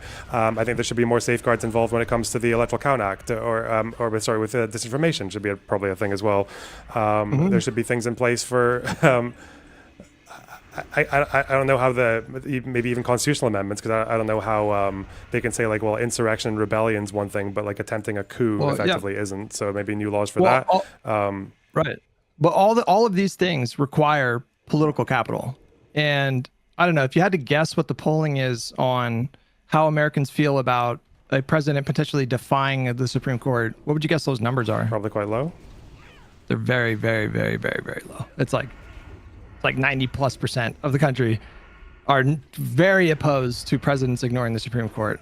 And so if you're going to take all these actions, number one, like, you are risking like massive political violence all over the country. And if it doesn't take the form, it's not going to look like the Civil War in 1862 or whatever, where we're meeting in fields. It's going to be like guerrilla warfare and like terrorist violence, and it would be unimaginably bloody and deadly and violent and protracted, and it would just be the worst thing ever. And it would completely crush our economy. It would boost our adversaries on the world stage. And so I think it's a good thing to not take the prospect of civil war lightly, and to do whatever you can possibly do to prevent that from happening. And so if it gives you a little bit of insight into how my mind works, yeah, it does. That's one of the things that really motivates me, because I don't think that a civil war is completely impossible in this country. I'm not where Tim Pool is, where he's like calling for it every day, but it's not impossible. I mean, we could have did you see Civil War, by the way, the Alex Garland movie? No. What's that? You should watch it, man. It's really good. It came out in 2023, and it's just a pretty straightforward movie about like what would a civil war look like in the United States, and it's pretty fucking realistic when I watch that movie. But I think that I think that if you acknowledge that these reforms, like passing legislation or really adopting meaningful reforms, you cited some before that like help these kinds of things. We did a lot of reforms after Nixon, for example, to prevent outward corruption from the executive branch, and that's actually one of the norms that we're talking about potentially breaking here, about like this, like the independent nature of the DOJ. But if you agree that those are better than circumventing the Supreme Court, or taking extremely illiberal measures, ignoring the Supreme Court, then I don't know why you wouldn't favor my prescription of doing these things and pursuing these reforms in a way that does not advance us towards an outcome that could like really jeopardize everything. No, I do. It's just that the problem is that I'm just like very strongly anticipating an environment where Republicans still hold enough sway that they can just not let most of these things happen. And I'm trying to say like I'm trying to get to the principle of like how you would feel if Republicans are just in that position where they are basically using American democracy to stop it from strengthening itself from within. So an example, like you would say that like in a way, like going against the Supreme Court would be illiberal, but also the Supreme Court just like deciding that Trump, who tried to coup the government, can't even go to jail for it. To me, that's illiberal. So at that point, so it's like if the Supreme Court's being illiberal, then why do we still respect them at that point? And wouldn't that also be a big argument on even the world stage? Like, so they're not even disagreeing that what Trump did would have been a crime had he not been president. They're just saying the president was like allowed to commit these crimes. Like that, then the Supreme Court's there should be a really strong case against the way the Supreme Court's behaving in that situation. Of course, yeah. That's why you hear constant conversation on the Democratic side of the aisle about pursuing court reforms, like passing bills and building enough political capital to actually take action. And I mean, to your question is like, how do you know that in 2028 that the Republicans aren't going to be able to block a lot of these reforms? I don't know. I don't know. But at that point, you're just making the case that I don't know if you heard any of the conversation I had with food shops yesterday, but no. Food shops, nice one. I haven't heard that yet. She was basically saying like, one of the flaws of liberal democracy is that you can't just like do stuff at the end of the day, is basically what she was saying. And she's right. If we were a country that more resembled China or Russia, they could just get rid of, their problematic politicians rather easily. They don't need to do the work of actually building a kind of consensus. But that's, to me, at this point, you're just making the case to, abandon the liberal like principle of American democracy. I mean, like at that point, it's like, we may as well talk about, doomsday prepping and taking martial arts classes and buying firearms and, equipping yourself for the coming battle, right? No. Let's just play the tape not necessarily, no. I think the problem is that this all assumes, but you don't even agree with this, is that would be the case if the American Constitution and the way things are running in America are all like, that is actually like the gold standard for liberal democracy, and not that there are big problems, like big internal and systemic problems with the system itself.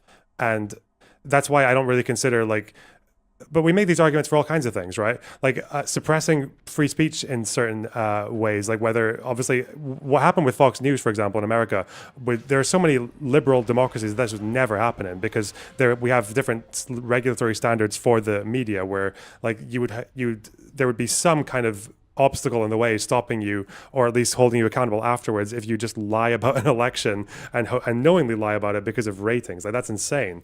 But we don't call these illiberal measures. We don't call like Germany being able to ban political parties illiberal. We call it a different kind of liberalism. We call it a kind of liberalism where we recognize that there are limits to the amount of freedom that people can have in a society. So that's why I don't see why going against the Supreme Court is necessarily like illiberal, because it's also like, it's what do you do? So you're illiberally stopping the institution that's doing an illiberal thing. It's like what? Yeah. Well, define the Supreme Court is for sure illiberal in a way that is orders of magnitude worse than, say, restricting people's liberty on a smaller scale, like, no jaywalking rules, or you have to go to the speed limit and these kinds of things. Like, obviously, one of the fundamental pillars of liberal democracy is like checks on power, checks on authority, like co-equal branches of government. And which isn't to say that the system right now, this is not me saying, oh, the system is fine, like we can just continue as is. Like, you're bringing up completely valid points that how can you have like a functional, healthy democracy when one party is basically just a cult of personality of insane religious zealots and Trump sycophants. Like, there's no easy answers to that question. But when you look at the span of American history, this is not the first time that we have been tested in this kind of way. And I would argue that there have been times in the past that we were tested even more like perilously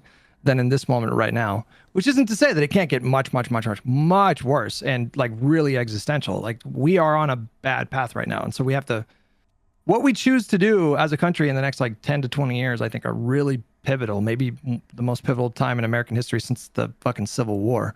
But if the, black civil rights leaders were committed to the cause of civil rights legislation and ending Jim Crow through the system, if they were committed to that for like a century, like decades of activism, I don't think we have a really good argument for wanting to throw in the towel now after 10 years of Trump. Like, I wouldn't compare because the civil rights is a bit difficult to compare though, because you're right, they did do a lot of if you're talking like even pre-civil rights movement, like the civil rights movement obviously predates MLK and all those people, like, because the civil rights movement before them was decades of legal action, right? The NAACP, like all they did was fight on legal terms, and they made loads of gains, but obviously none of them really translated into all that much. But at the end of the day, the civil rights movement, they broke laws, right? They broke laws that they deemed to be unjust.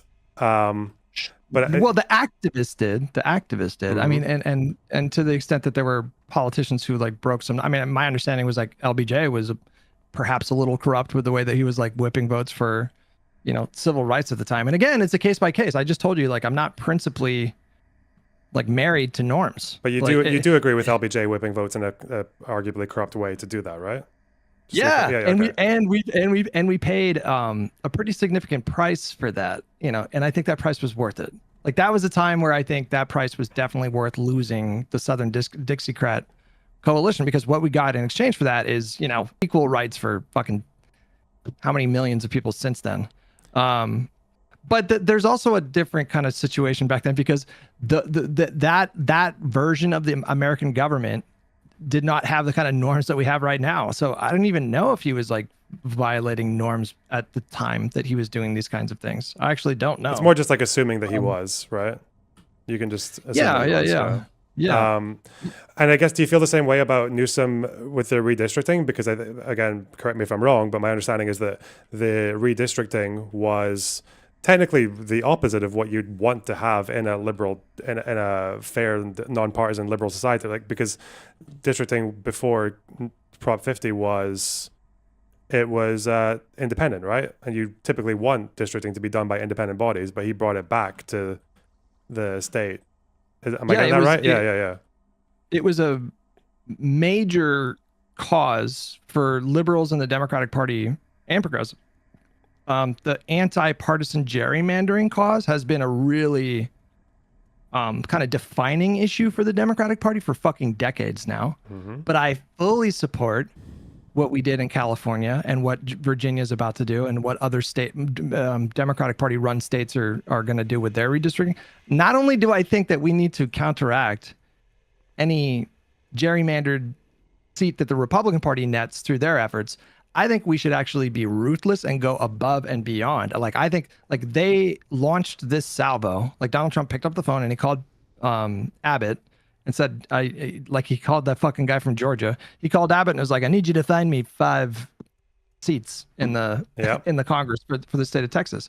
And so they started this war, and the Democratic Party passed a bill through the House on Biden's watch during his term to ban partisan gerrymandering. And it was blocked by the Republicans in the Senate. And so, we gave them an option to just like not have this be a war.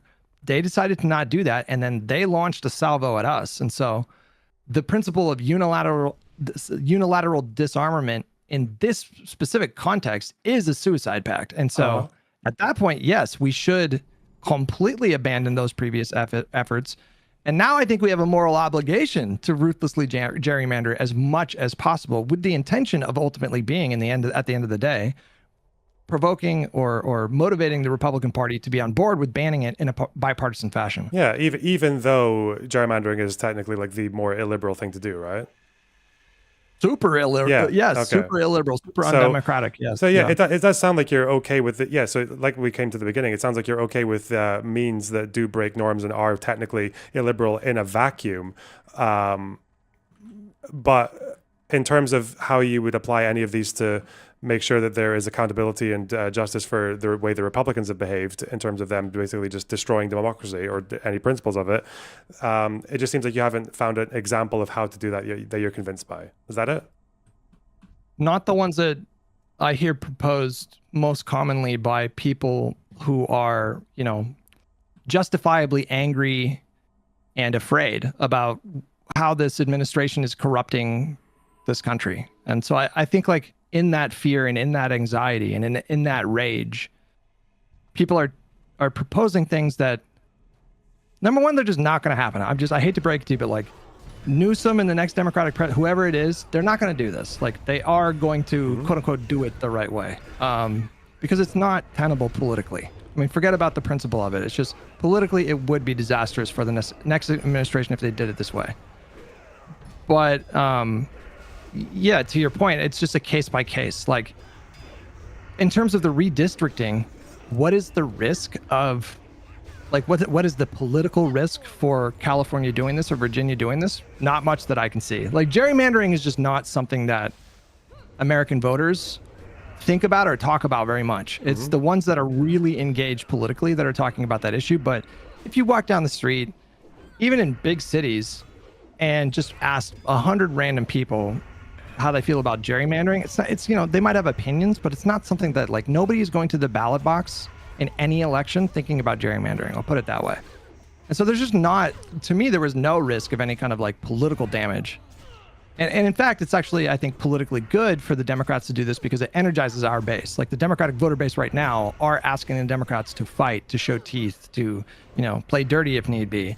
And these various governors and state legislatures that are passing these measures to net more seats, they're doing it. Like they're being really aggressive. And that is something that, energizes Democratic voters to show up and vote in the midterms and these kinds of things. The risk of what you're proposing with like Newsom directing DOJ, that's like all risk and just, for me, like very little upside, especially when you can just do it my way and not have that risk. But we're still going into the whole, it's not just we just do it my way. It's as if it's assuming that your way doesn't work. Obviously, like I still said again, I'll say it again, I prefer going the right way. It's just that I'm just not convinced it's going to be all that promising. But because like the problem I run into is that you hear lots of, I'm quite familiar with quite a few examples in history of how fascism or whatever else, like how these things happen because people didn't do enough, whether it's like with appeasement against the Nazis or whether it's with the Weimar Republic and how Hitler was able to just get away with murder effectively in the early 20s, and he just he gets out of jail in 9 months and he's just back to doing the same thing again after trying to coup the government. And similar examples, I guess, with like Brazil and Bolsonaro, because obviously they had a dictatorship in the 70s and that they introduce all these new standards that are very militant, very much indicators of militant democracy that have so far done them well. I don't know how many examples there are of like militant democracy measures being applied and it goes the other way. Like it actually enables the fascists, or it makes things worse. Like, do you know any, or?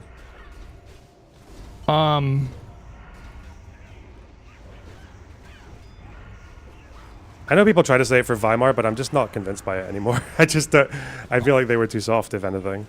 I like to study history, but I don't think I'm studied enough to answer that question. I mean, I guess I would approach it from a different angle. I mean, you can find plenty of examples of political parties or political movements usurping power, concentrating power, and then it turning into a fucking dystopian nightmare. And so, like, I'm similarly avoidant of that kind of thing. And to your point about like how do you the risk of descending into fascism, there's a couple reasons why I'm still like really bullish on America. Actually, even before I get to that, I'm just curious, I want to hear your thoughts on, like, if you had to put into words what this moment represents for America in like specific detail, like not necessarily compared to the evolution of Germany post World War I until 1933. Like, where do you think, what part of the process do you think we're at in this country right now? Not 2024 November. I mean, right now in this moment. What, in terms of like a trajectory to fascism, or like the end Or times, or despotism, yeah, tyranny, yeah. whatever it is, whatever. Yeah. I think America's unfortunately at that stage that we should have never even had to find out, is that like the Weimar comparisons are pretty weak generally, because there's so much more difference than there is similarity. But I do think there isn't, if I was going to draw anything, just because it's the one people know about, is that we're in this situation now where you've got people like Trump and all of his guys who are very, very clearly just illiberal and anti-democracy. And then you've got the more liberal conservatives, like the ones who are more traditionally liberal, who are basically using and aligning with people like Trump because it's convenient to them. And now we're in a situation where just like everyone who's like not Democrat essentially is not a Democrat in the sense of like the party, but they're just anti-democracy. And the unique thing about America is that the population voted for it. Like Trump got what, 49.3 whatever of the popular vote, right? Yeah. The most the Nazis ever got in a fair and free election was 37%. So we're already but again, like the Weimar Republic was throughout the entire of the 20s, like it was a democracy without Democrats. Like most people in the Reichstag did not support democracy. Like most parties in the Reichstag didn't support democracy. They didn't support the system. America's in that problem now. And I think America is just in a situation where you might even be beyond the pale with like how, with Trump winning the popular vote, like the point of no return or whatever. But I don't know. I just feel like America's in a position where its way of doing things the right way seems to have failed. It seems like playing nice has failed, and they're in a position where, What does it mean to fail? like, doing things the right way has failed in the sense that Trump should never have been allowed to even run in 2024. He shouldn't have been, like, that shouldn't have happened. But the fact that he did it and got the popular vote is like even more, like, how did that even happen in terms of how popular he became? Is it because of disinformation? Is it because of just maybe he's just representative of what half of America has always been? Because like Fox News even 15 years ago was not too different from the way Trump is now and the way that they talk, I would argue. Yeah, I'm trying to think of like a more like succinct way to answer what you're saying. Like, I don't think it's really comparable to any other country or point in history, like cleanly. But I do think there's the general issue now is that something quite drastic needs to change from the Democratic side. It seems, or like from the way that there needs to, like, if Democrats ever get power again, they need to make it like the top priority shouldn't be doing things the right way. They should try that first, obviously, but the priority should be making sure something like this never happens again. I think the things that mainly need to be addressed are criminal activity that just seems to go unprosecuted, and the second one is disinformation. I think these two things need radical changes. I don't disagree with you at all. Level. I mean, just to be clear, I don't disagree with any of that. I wholeheartedly agree with all of that. So at the end of the day, I think it becomes a different kind of debate, I guess, rather than getting lost in the minutia and the particulars. I think it's a question of, like, here's another question for you. In the context of the Democratic Party addressing these problems in the immediate future to address the immediate threat, how much of an effort should be made to defend our liberal structure and our institutions and our fidelity to the Constitution? Like, how much of an effort should be put on that? And then also, like, why or why not should there be an effort made to prioritize these things? Interesting. So I got a TTS while you were saying that, so I missed maybe 5 seconds, but that's okay. I think you can tell me if this isn't really answering your question, but I think Fuck me, what was I going to say? Here, let Can me you just put it this rephrase way, that 'cause, question like, just a bit shorter? Yeah, sorry. yeah, let me be more concise about it, Yeah. okay? Because, like, you know, we could, in extraordinary times, in response to an extraordinary threat, Huh? we could toss out the Constitution and just like fucking handle shit, right? Like any other authoritarian government in the world. We could do those things, right? But to what extent should the Democrats, in their pursuit of reforming the system so that stuff like Trump running again doesn't happen again, in that pursuit, to what extent should the Democrats make an effort to preserve our liberal structure, to preserve our institutions, our Constitution? So obviously that should come first. I have no issue with that. My problem is that it should be only insofar, and I don't consider this tossing the whole Constitution and being authoritarian or whatever. I just consider it. It has to be based on the principles like, did doing things the right way achieve like ensure that the guardrails of democracy work? And if the answer to that is no, if doing things the right way didn't get the guy who's guilty of trying to do a coup in prison or disqualified, then there's a problem with the system itself. And that at that point, that's when I think like the rule breaking or the norm busting or whatever is justified. Because at that point, it's going back to circle what I said earlier. At that point, well, both outcomes are essentially illiberal, right? Because it's illiberal that doing things the right way allows anti-democratic forces to just stay strong or to stay emboldened. Does that answer your question, or were you looking for something different? No, I'm thinking about what you said. I'm just thinking about it. Because I have thoughts.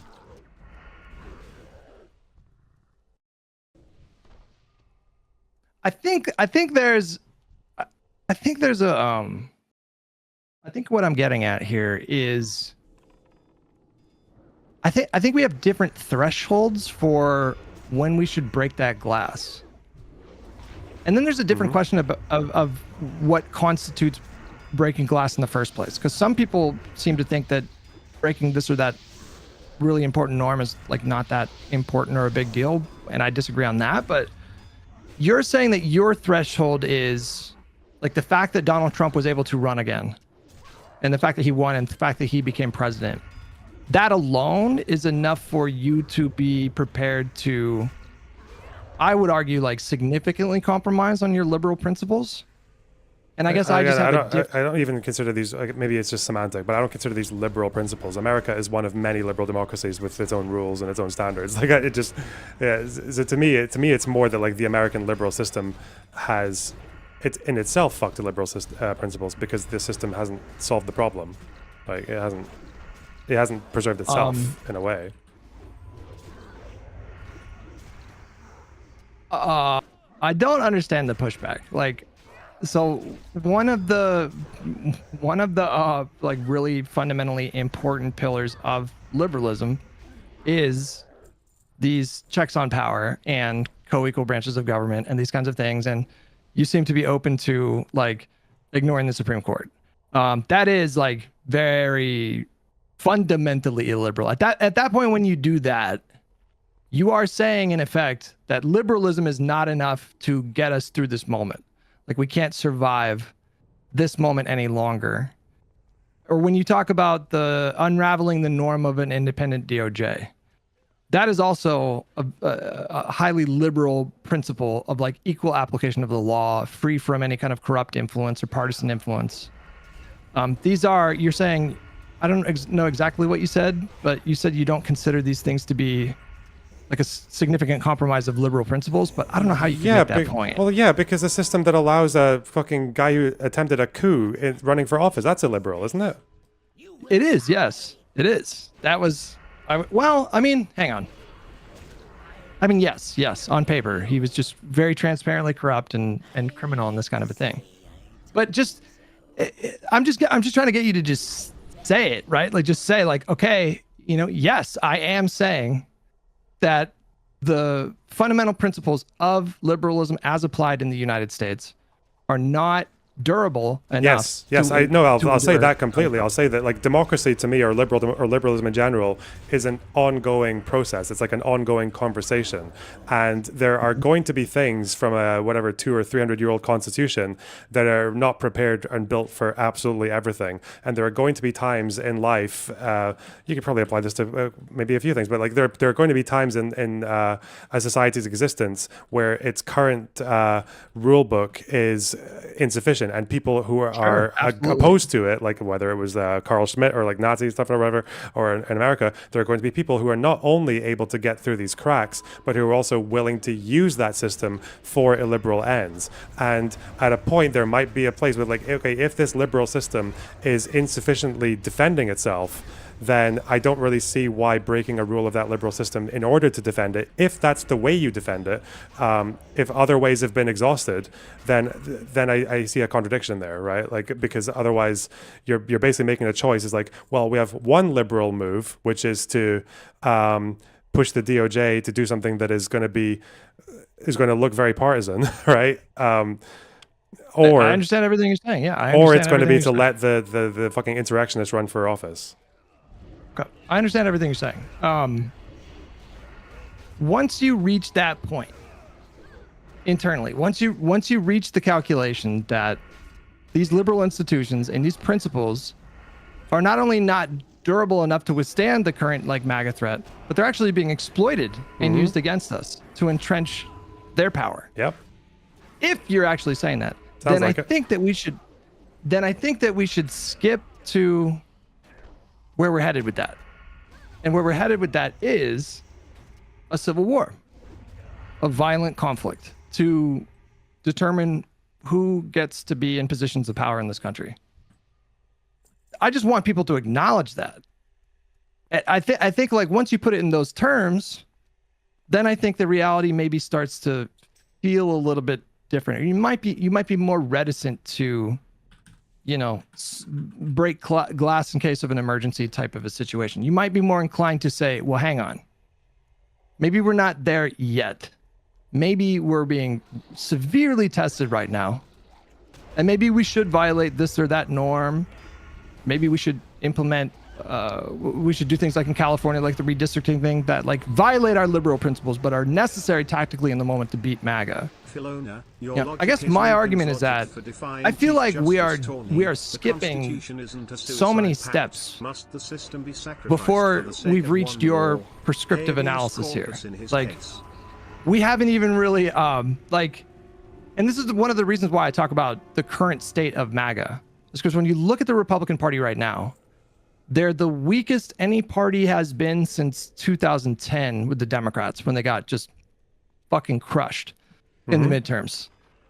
That's the state of the current Republican Party weakest now. In the sense of polling or like performances and races, or what do you mean weakest? They're weak in the sense of polling, not just polling, but electoral results. Like they are getting, I don't know how much, I mean, like this is like really niche. You have to be really plugged in to know about like special elections and these kinds of things. But the margins that Democrats are slaughtering Republicans right now in special elections, and then we had an off-cycle election in November, are the biggest margins that we've seen in You're talking about Sherrill and Spanberger? Like, not just them. There's special elections that happen all over the country. I've been aware of it. I've been aware of a few of them. Yeah, there's also like these like AG elections and stuff like that as well in states, right? Like things like that. So and then we have like state supreme courts. Like there's some states where the people elect the judges that serve on the state supreme courts, and so the voters themselves determine the makeup of the court if it's a majority liberal or majority conservative. It's also, just to put it in a different way, like you know what reconciliation packages are? I do, but remind me anyway. So we have the filibuster, right? And so you need the 60 votes. And so to get around the filibuster, because we just need to be able to,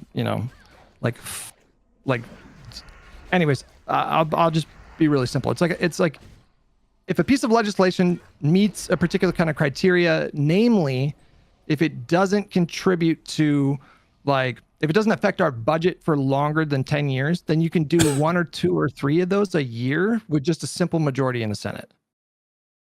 Okay. And so the one big beautiful bill, do you remember that bill that passed last year in June or July? that was a budget reconciliation package. So like the ARP, the American Rescue Plan, when Biden was president, that was a reconciliation package. The IRA, the significant climate bill that Biden got passed in 2022, that was a reconciliation package. And so they already did their reconciliation package last year. We're in a new year. We're in a new calendar year. So they have the ability, if they had the votes and the consensus, to go for another reconciliation bill this year. And they're just not doing it. Like, they're just openly saying the party is such a mess right now that we don't even feel confident that we could get another bill done. So they're just giving up on that. Every Republican strategist right now, all over the country, knows that they are going to get fucking decimated this November. The Senate is in play for Democrats right now. So it's still tough. Like, we would have to really run the board. We'd have to flip a seat in Alaska, flip a seat in Maine, flip a seat in North Carolina, flip a seat in Texas. But it is in play because our margins are so fucking insane right now. Mm-hmm.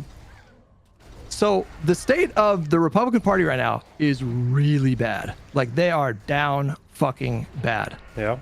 And so when you acknowledge that reality, I don't know why you wouldn't first, before doing these break glass in case of emergency things, I don't know why you wouldn't just try to do what we've always done in this country when it's been threatened by illiberal or corrupt actors, which is build a political movement, build consensus, win elections, do activism, do demonstrations. We're like skipping 1,000 steps and jumping to the fucking wait. I feel like I'm saying this for the 5th time now, though. Like, I'm saying I'm fine. I'm good with doing things the right way first. I'm talking about anticipating situations where this doesn't work. So obviously right now is different from even pre-2024 election, right? Because Democrats aren't in office. So yeah, if what they're doing right now is working for them, then yeah, I don't think they should go and change their messaging to we're going to use any means to get Trump in jail, just like they did with and even if it means like getting rid of fucking habeas corpus, whatever the fuck, like, or define the Supreme Court in another way. I'm not saying that. I'm just saying that when we anticipate a situation where doing things the right way isn't working, or as I believe was kind of the case in 2024, like once we're already in that position, like say once Merrick Garland has been chosen for the head of the DOJ, or once maybe Newsom comes in and he tries things the right way and it doesn't work and he gets shot down by the Supreme Court, or he gets shot down or hamstrung, I guess, or sandbagged by the DOJ for whatever reason, then in those situations, that's when it has to happen. I'm not saying, I feel like I've said this a few times now, but I'm not saying to just do it right away and ditch like this current strategy, because right now Democrats aren't even in office. Why would they say that they're going to come in and bust every norm to keep Trump to get Trump in jail or to have accountability? I'm not saying that. I'm just saying that I would probably think it's more likely than not that they're going to get into a position where doing things the right way isn't going to be enough. Like, it's not going to achieve the safeguarding of democracy.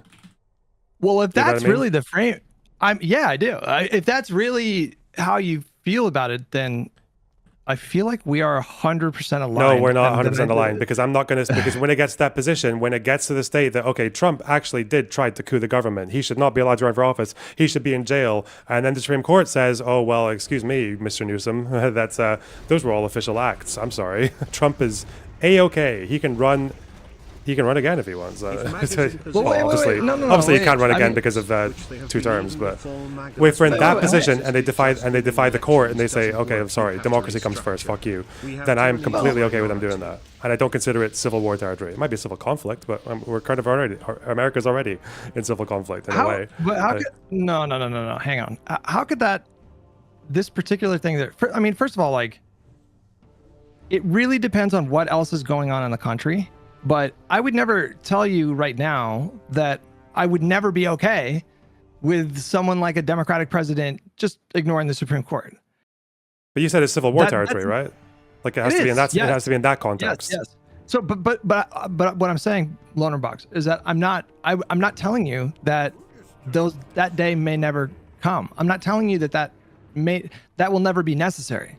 I of course am open to the possibility of, like, okay, we need to break this glass because there's just no option. I mean, you appealed to Abraham Lincoln before. I mean, he blatantly tossed out many rules, but that was civil war. And so it's like you can't hold a president who is in the midst of a civil war like that to the same sort of standards of fidelity to the Constitution and the liberal order of things in the same way that you would have somebody now. It's just like it's not the same way. It's just like it sounds like you're suggesting that civil war is the only context in which that's acceptable, but I don't know why that's the case. Why? No, what I'm saying is, if you're doing that, then you need to be prepared to acknowledge that you are, by doing that, signaling an openness to civil war, because that is, there's little things that Trump can do, or not so little things that can kind of chip away at democracy or try to unravel it or kind of test the boundaries to see how far he can go. And all of these things are extremely alarming and potentially really damaging and could portend some really awful things down the line. But once you make a decision like that specific one of just like blatantly, the court says you have to release someone from prison, and then you say no, at that point you need to, I'm not saying it's going to become a civil war, but if you're going to take that decision, you need to be able to say, like, I understand that this risks civil war, and I'm saying that it's necessary. Like Trump did with, essentially did with January 6th, right? He was for sure, willing to, yes, his intention, I think he literally wanted them to fucking murder. Yeah, listen, if Republicans want to go to civil war, if Republicans want to start a civil war for the fucking fat leaking disgusting cunt president who basically sacrificed a bunch of his supporters in January 6th as well, if they want to go to the mat for him to keep him out of jail for something that he's been convicted of at this point apparently, yeah, fuck him. I think Democrats should stand their ground and be like, okay, well, if you're really going to do that, then you're if Republicans are going to come out and try to start fucking shooting people to defend their fucking daddy-o from being convicted of crimes that he's committed, and everyone knows that he's committed at this point, then Democrats should stand their ground. I don't think that necessarily means it'll be civil war. I think most Republicans will just fucking run off with their tails between their legs, but shit. Because otherwise, you're just letting them threaten civil war for... Would you say, define the Supreme Court to keep someone in jail, do you think that's more or less of a signal to civil war than January 6th was? Oh, I think that's more. Really? Define the Supreme Court is more of a signal to openness to civil war than January 6th was. I do. I could give you a practical reason why. I mean, what happened on January 6th was horrifying, and the risks that day were significant, but that militia versus the girthy cock of the United States military, I think the worst that could have happened that day is that a ton of Congress people would have died, and then the army would have come in and just massacred them. I don't know if it represents... Well, hang on, let me think about this for a second. Hang on. Because think of what Trump was trying to achieve, right? No, I understand. I'm thinking about it.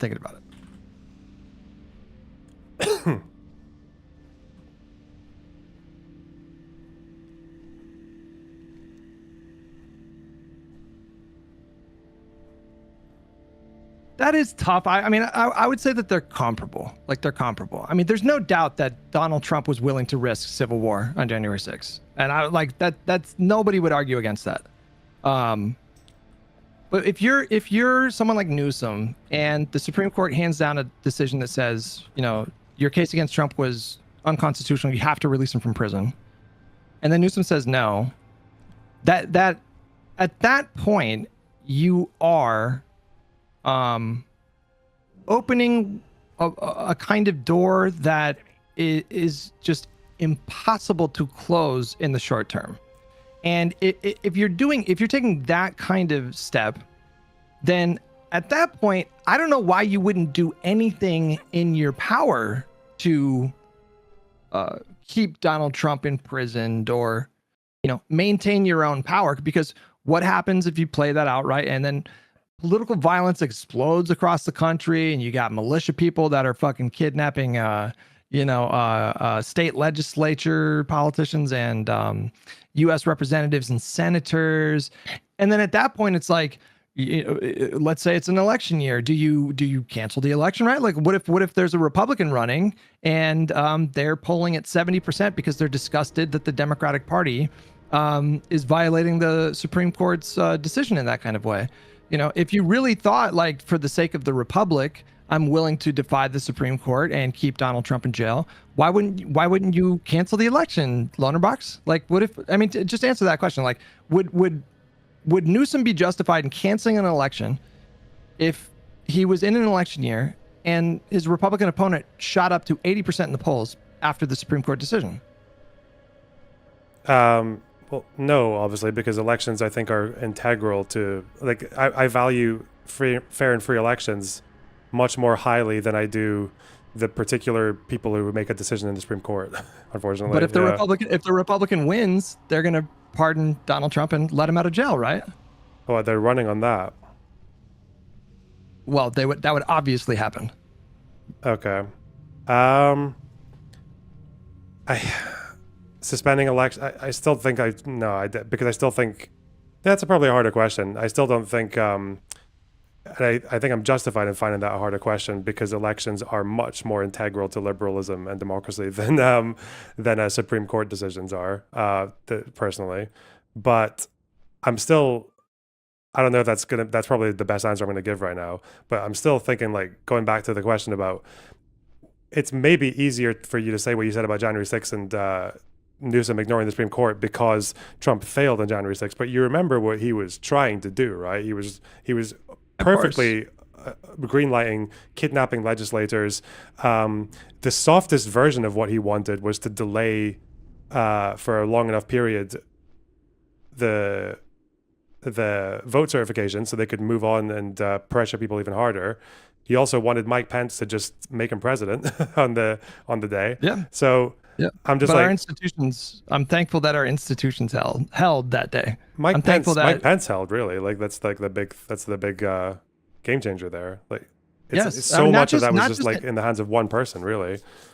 Not just him. It was also Republican lawmakers and politicians at the state level that refused to go along with the elector schemes in, like, several states that were governed by Republicans. But I just, respectfully, I don't understand the logic of, I would be willing to defy a Supreme Court order and keep a man imprisoned after they said that it was unconstitutional for him to be imprisoned, and then not cancel an election if my popularity dropped down to 15% and then Vance is polling at like 80%. Like, why would you do one but not the other? Like, why would you violate a Supreme Court? You seem to be because I value elections more than the Supreme Court, more than the Supreme Court making an obviously brain rotted decision. But before you, like, do you see how? Because in one example, like, the Supreme Court is literally making a very, like, to me, a fundamentally, like, illiberal decision. Like, there's just no accountability for being the president who basically who was happy to fuck the Constitution and would have, like, ruled by decree if he could.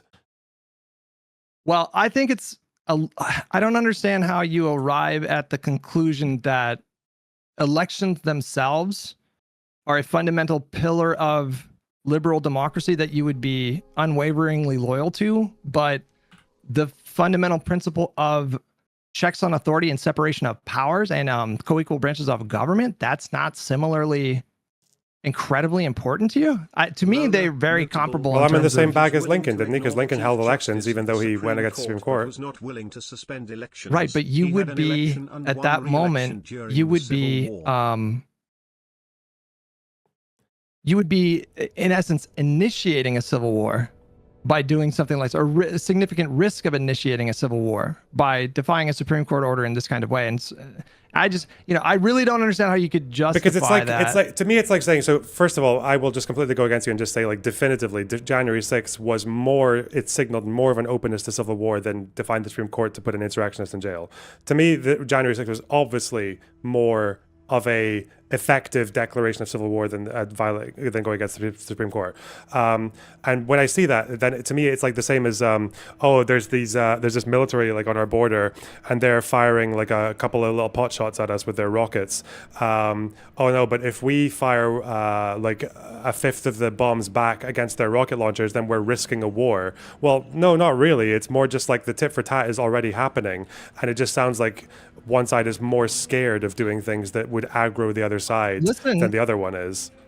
Listen, the Democratic Party, we could, if we want to, go tit for tat and just use every bit of authority that Donald Trump has used in the exact same ways, but applied in a different direction. We can certainly do that. But would you agree that if a country is faced with a moment where a political movement is drifting away from liberalism, away from the principles of democracy in a two-party system, that it's probably it is necessary for the other party to be fighting to preserve that system. And and even just if we approach it from a different way, like I think strategically or tactically, President Newsom ignoring the Supreme Court in this spot just makes no fucking strategic sense, because it would be the most predictable thing in the world that his popularity would plummet, and along with it, the Democratic Party's popularity would plummet, which would propel the next Republican candidate to a sweeping landslide victory. Donald Trump just gets removed from office, and after you've already ignored the Supreme Court, now what's stopping Vance from being like, you know what?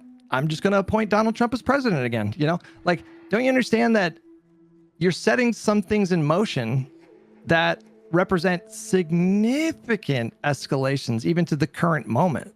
No, on the one hand, I don't ever buy this idea that people like Vance or Trump or like any kind of authoritarian or fascist kind of person, I don't think that their actions are ever conditional on how like mean, or I'm using mean trivially here, but I just mean like how nasty the other side is being to them. I think their behavior is conditional on what they're allowed to get away with, and they're no. This is not true. No, why did they pull out of Minnesota? Why did they pull ICE out of Minnesota? I don't know. Tell me. Because they faced significant political pressure. Because they responded to. Well, you just said that they would just do anything that they thought they could get away with.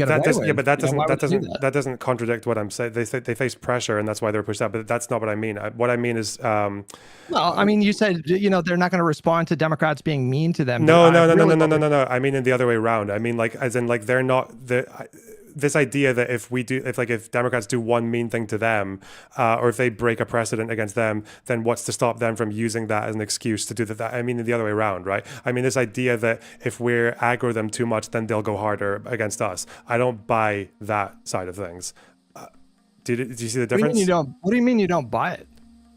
I just don't think that's how they work. Like in the same way that people saying like, oh no, if we stop fucking Hitler from taking Czechoslovakia, then he might get more angry later and be more aggressive towards Poland or something. Like, because this is one of the arguments. Like we want to avoid a regional war, but really what he was doing was he was taking all these concessions as a way to just build himself up to do more later on. I said I don't think this like being nicer to them changes their opinions, that changes their behavior at all. I take issue with that phrasing. It's not about being nicer to them. That's or like even being more operating like within the rules. I don't think like breaking the rules gives them license to do something that they wouldn't have done anyway. That's what I'm saying.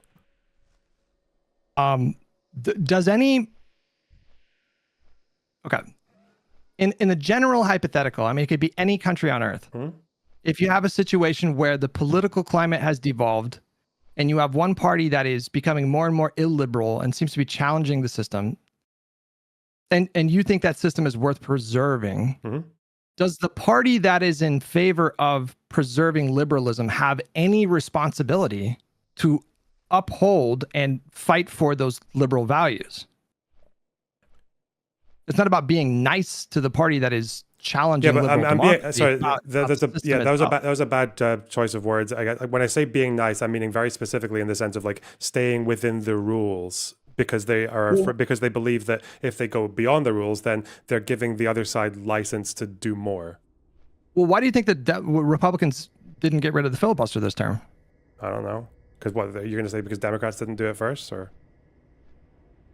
Well, I mean, there's been many Republicans that have gone on the record to say why they oppose it. I mean, it's the same rationale every single term. I mean, this comes up every single term for both parties. Like, there's always some wing of the party that's pushing the party to get rid of the filibuster, and you always hear the same thing from both sides in this spot, which is, that's a really dangerous game to play, because if we do that, the other side is just going to, But that's still different, because that's not them responding to acts of restraint, or that's not them responding to, that's them doing something because they're literally afraid of retaliation, right? Because I guess Republicans know that they struggle to get in terms of elections, like their electoral college is their crutch. So that's more what I would advocate for. Like, I think Republicans should be scared to do things. That's how they should be motivated. Like, they should be motivated because they should anticipate that Democrats will actually come back to bite them in the ass for whatever they do.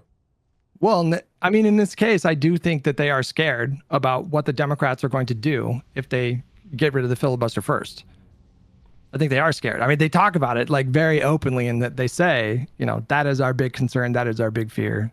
Yeah, but you understand that if Republicans thought that wasn't a risk, if Republicans thought they could only get wins from ending the filibuster, they would do it, right? Do you think they wouldn't?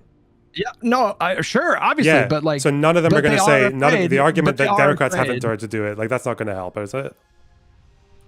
Well, I mean, yeah, I think it does, actually. Oh. I think it does, yeah. I think the fact that the Democrats have had they've had opportunities to scrap the filibuster a number of times in the last 40 years, and they haven't done it. And so there's this sort of unspoken kind of treaty that takes place in the halls of the Senate. But if the Republican Party right now felt like the Democrats were sure to get rid of the filibuster in the next term, then I think that they would probably have the votes to get rid of it. But this idea that the Republican Party, the politicians, are not at all beholden to the shoe being on the other foot, or concerns about that, fear about that, or they're not beholden to political pressure, I don't think that's entirely true. I think that, and especially in the Senate, there are more Republicans that are willing to break from Trump, rebuke Trump, not give him the kind of vote that he wants. I just don't think that this is a very clean assessment of American politics. No, but I don't think you're quite getting what I'm saying. What I'm saying Maybe is that not, Republicans are, the way to motivate Republicans is exactly through fear of consequence and through negative reinforcement. That seems to be how they learn things. So their motive, I think, for the filibuster is apparently, it's like what you said. It's like they're afraid of what would happen if the shoe were on the other foot. I think that's really the only way that you can sort of convince them to stay within the rules. I don't think, but this idea of if Democrats... So if that's the point you're making, I don't disagree that demonstrating real accountability is a pretty strong disincentive for future Republicans who may otherwise have been. Yes, and that's what I'm saying so whenever you say, oh, what if they defied the Supreme Court, and then that leads to Vance saying, oh, well, you defied the Supreme Court, so we're going to come in, I'm just going to appoint Trump again, and I'll defy the Supreme Court to do that.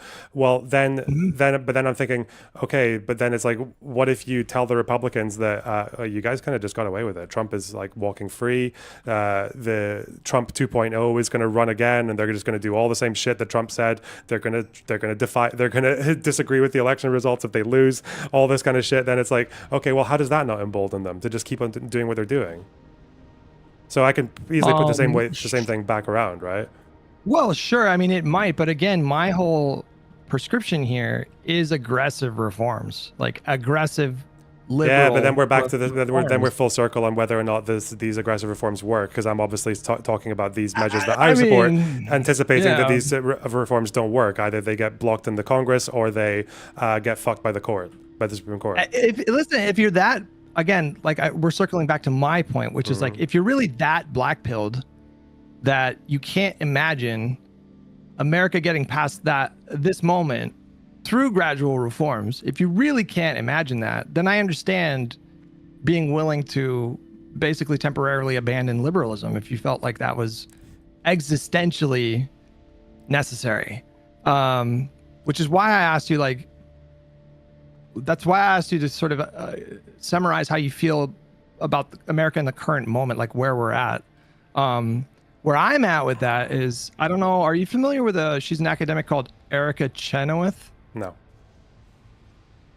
Sorry, that's probably not a fair question to ask. You have to be like pretty online and it's pretty niche, but she's this academic researcher and she went on Pod Save America last June or July.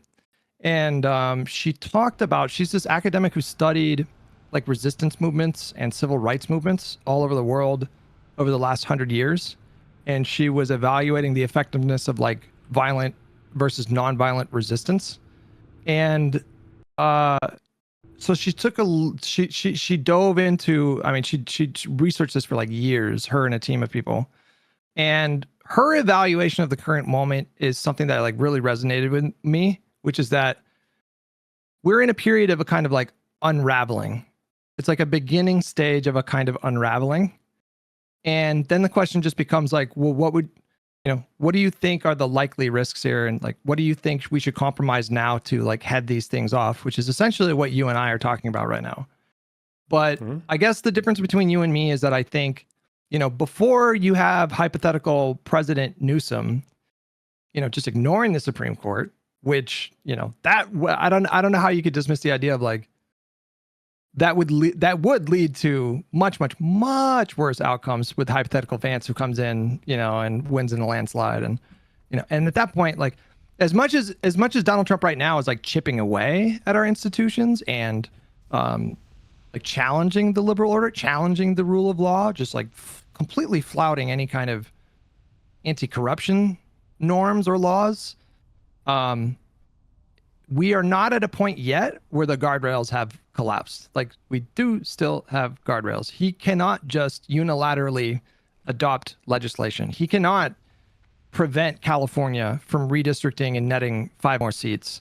He is beholden to the courts, and he's even like checking. He's testing his boundaries with the courts right now too. But he cannot cancel elections. We are going to have midterms in November, and he is going to lose by like his party is going to get thrashed.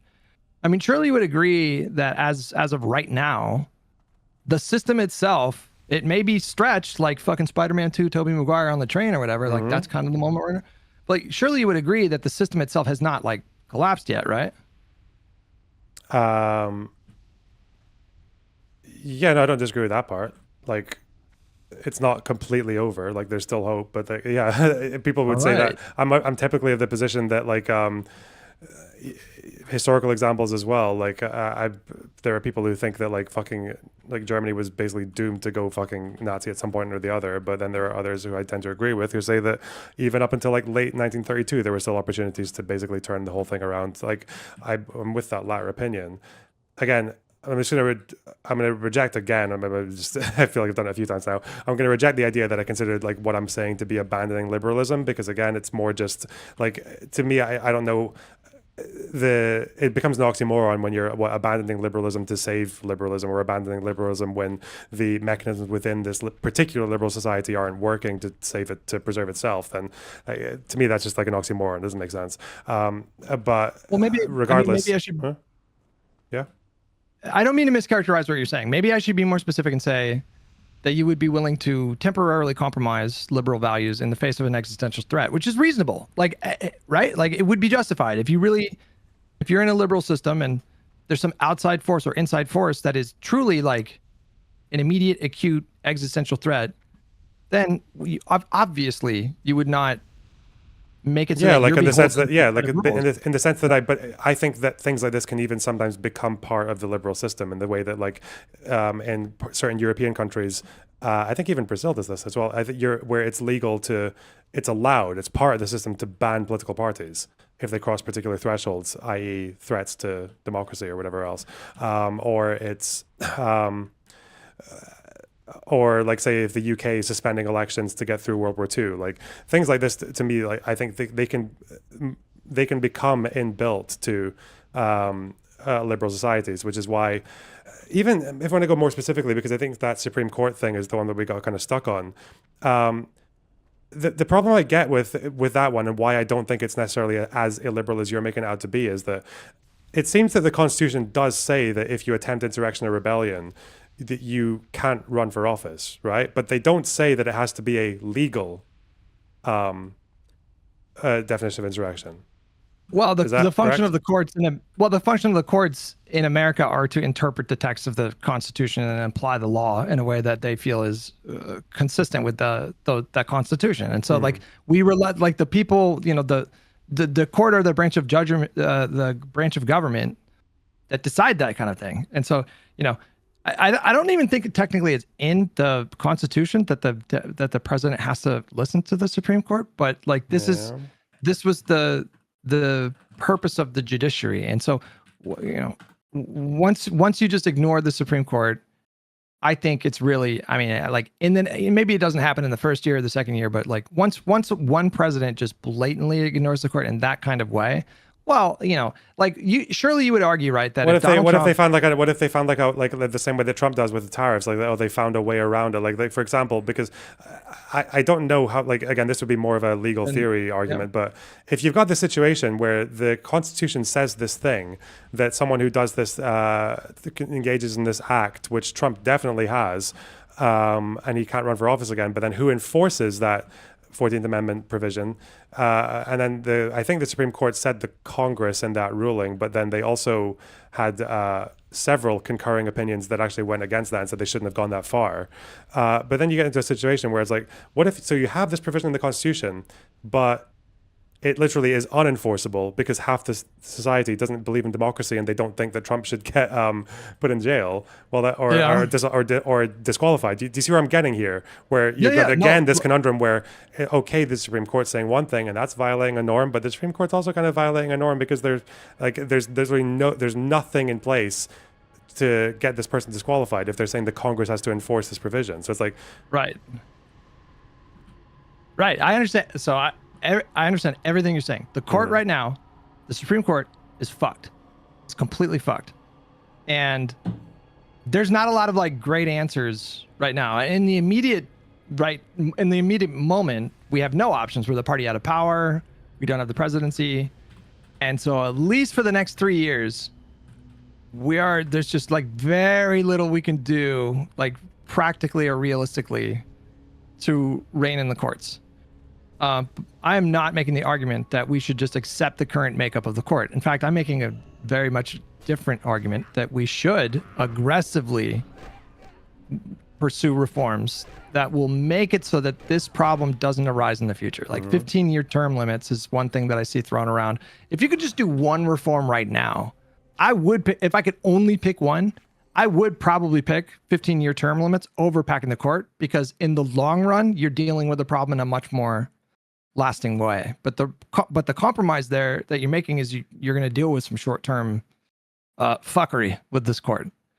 And I guess what I'm saying is I don't understand how you could justify hypothetical Newsom jumping straight to, well, let's just ignore the court, when we have remedies to this situation. There are legal mechanisms and constitutional mechanisms to address the court. I mean, the FDR got kind of close to whipping the votes to be able to expand the court at the time. That is an option. We can impeach judges if we want to. There's certainly probably an arguable case there for Alito and Clarence Thomas with their shenanigans. You're just skipping all that and you're jumping straight to, just ignore the court. Well, again, when I'm skipping it, this is more just because I just don't know like all the details of like the American system. But it's like we're going more with like the principle of assuming that these correct ways haven't worked. That's kind of why I'm saying that. Because even before any of that mentioned, you said maybe like when it came to the courts, if they were refusing to allow Trump to get held accountable in the future, right? Wasn't that where you said maybe? Maybe I would be on board with him ignoring a Supreme Court. Did I say that? It sounded like that, wasn't it? Or were you saying maybe it's something else? If your answer would actually be no, then that's okay. Okay, that's fine. Okay. No, I don't recall if I said that, but I mean, I do. There would be some situation. Again, if I came to the internal calculation that the risk of this, like a significant risk of civil war is unavoidable. The second I reach that calculation, then I'm on board with profoundly illiberal, or I should say, rather, you don't like that framing, but like, then I'm on board with temporarily pausing fidelity to the Constitution and liberal principles if it means a significant risk of war. And that's obviously a very different calculation. I think I mentioned this before, but I think that's the difference between where I'm at and where you are at, and a lot of people in my chat and my podcast co-host and Destiny. I think that this moment is dangerous. It is an incredibly pivotal moment in American history. But I also like look back on American history, and we've had a lot of moments like this, and we've had a lot of, Jim Crow was obviously like profoundly illiberal. That took 100 years for that to be remedied. And there were people who were at the time internally prepared. I mean, there were black civil rights leaders back in the fucking 20s and the 30s who were well aware that they were like decades away probably from getting the kind of legislation that they wanted to. But nevertheless, they persisted within the system itself. And they never backed away from, sustained electoral engagement and harm reduction principles and these kinds of things. Yeah. If they were able to endure that humiliation and indignity for fucking 100 years without wanting to advocate for just like, abandoning the system or opening ourselves up to civil war, I don't really understand what excuse we have right now in the context of 10 years of Trump, especially given the sad, pathetic, weakened, fragile state of the current Republican Party. We do have a big opportunity in 2028 to swing big and actually do big reforms. Like if we can whip enough support to get rid of the filibuster and pass these reforms, then we could actually make a pretty big difference like very quickly. I guess I'm not as black-pilled about the state of things right now. Shit sucks. Shit's very not cash money at the moment, but I'm not internally resigned to America like falling just yet. Well, one thing that I find kind of blackpilling that you're saying, or it sounds like you're saying, is that it just sounds like, and I think you probably speak to more Democrats than I do when you say this, like the fear of civil war because of that going against the Supreme Court order or whatever else. To me, that just sounds like Democrats are just more scared of what the other side will do, because I don't know how many Republicans were sitting there before January 6th or doing all those electoral fraud lies and not thinking like, maybe, is this not kind of risking a civil war here? But with Democrats, it's like, well, using the Supreme Court to put a criminal in jail or defying the Supreme Court to put a criminal in jail is like, that's what bringing them in fear of civil war. You know what I mean? It sounds like there's an issue there with. That's one way to put it. Another way to put it would be, if you're telling me right now that the Republican side of the aisle, not just politicians, but the actual voters themselves, that they are way more open to a civil war in this moment than the Democrats are, then you're correct. I think you're correct about that. I think there's way more people in this country that are just like ready for shit to pop off and almost eager for shit to pop off. Yeah, because they probably listen to conversations like this, right? The Republican HQ is listening to us talking and they're like, these Democrats, look at it. We did January 6th and they're out here fucking bricking it over defying a Supreme Court order just to put a criminal in jail. Fucking losers. Of course they want a civil war because they think they'll win against the fanny Democrats. Listen, I'm gonna chalk this up to your. I'm gonna chalk this up to your UK brain here, because the idea of like just blatantly ignoring a Supreme Court decision in that way, that does activate my America brain, and definitely signals to me in that moment that we're in a new kind of paradigm, like a much more significant escalation in that moment than the current moment. Yeah. Yeah. But can I give you the, look what the Republicans made us do, eh? Those fucking assholes. Sorry, yeah, go on. Can I give you the reason why I'm a little bit more bullish on America than I think a lot of the black-pilled people in my mentions and all that? Wait. I guess they would probably take issue with you saying that you're more bullish on America than they are, right? Like what you're talking about, like Josiah and Pisco and Destiny, or? When I say bullish on America, I mean our capacity to endure in this moment and survive and Okay. make it through to a better outcome without like significant violence or upheaval. Right. Okay. Yeah. Go on. And just tell me if you disagree, but like, so first of all, one of the reasons, and it's directly relevant to what we're talking about, one of the reasons why I'm still pretty bullish on America in the sense that, like, you know, I recognize the threat, but I think we're more likely to succeed than not, is we have the benefit of having institutions that are way more robust and way more durable than the kind of governments that we think about throughout history in different countries that succumb to, you know, the whims of a madman or a tyrant. You would agree that our institutions are much stronger than Italy's and Germany, you know, in the post World War I era, right? United Kingdom's still doing better though. Sorry, but yes, I understand. Yes. Yeah. Germany and Italy were fucked. Yeah. I also think that we have an incredible benefit being human beings that exist in 2026 because we do have the benefit of hindsight. And, you know, the fascists at the time in Italy and Germany, they didn't have the hindsight of knowing that fascism was pretty not tight and would result in the deadliest conflict that the world has ever known. And, you know, 12 million people dead in concentration camps and these kinds of things. But like us having that benefit of hindsight, I think equips Americans to be vigilant about these things. So were you at all encouraged when you saw like tens of thousands of people marching in Minnesota in sub-zero temperatures? Like, did that make you feel like a little bit better about like the people itself here in this country and our capacity to sort of like resist that kind of tyranny? Yeah, of course it is. Yeah. That made me feel like warm and fuzzy when I saw that. I also think that like the benefit of being an American in 2026 faced with the threat of Trump is that we have, while a lot of people are not like super engaged in politics, on balance, people in this country are way more engaged and informed than they would have been 100 years ago before everybody had like a TV and a radio, and you know literacy rates were much lower, and so you know, there's a lot of like disengaged people, there's a lot of like silly people with silly opinions, but would you agree that like on balance, like the modern American is going to be way more aware of what's happening in their country than 100 years ago?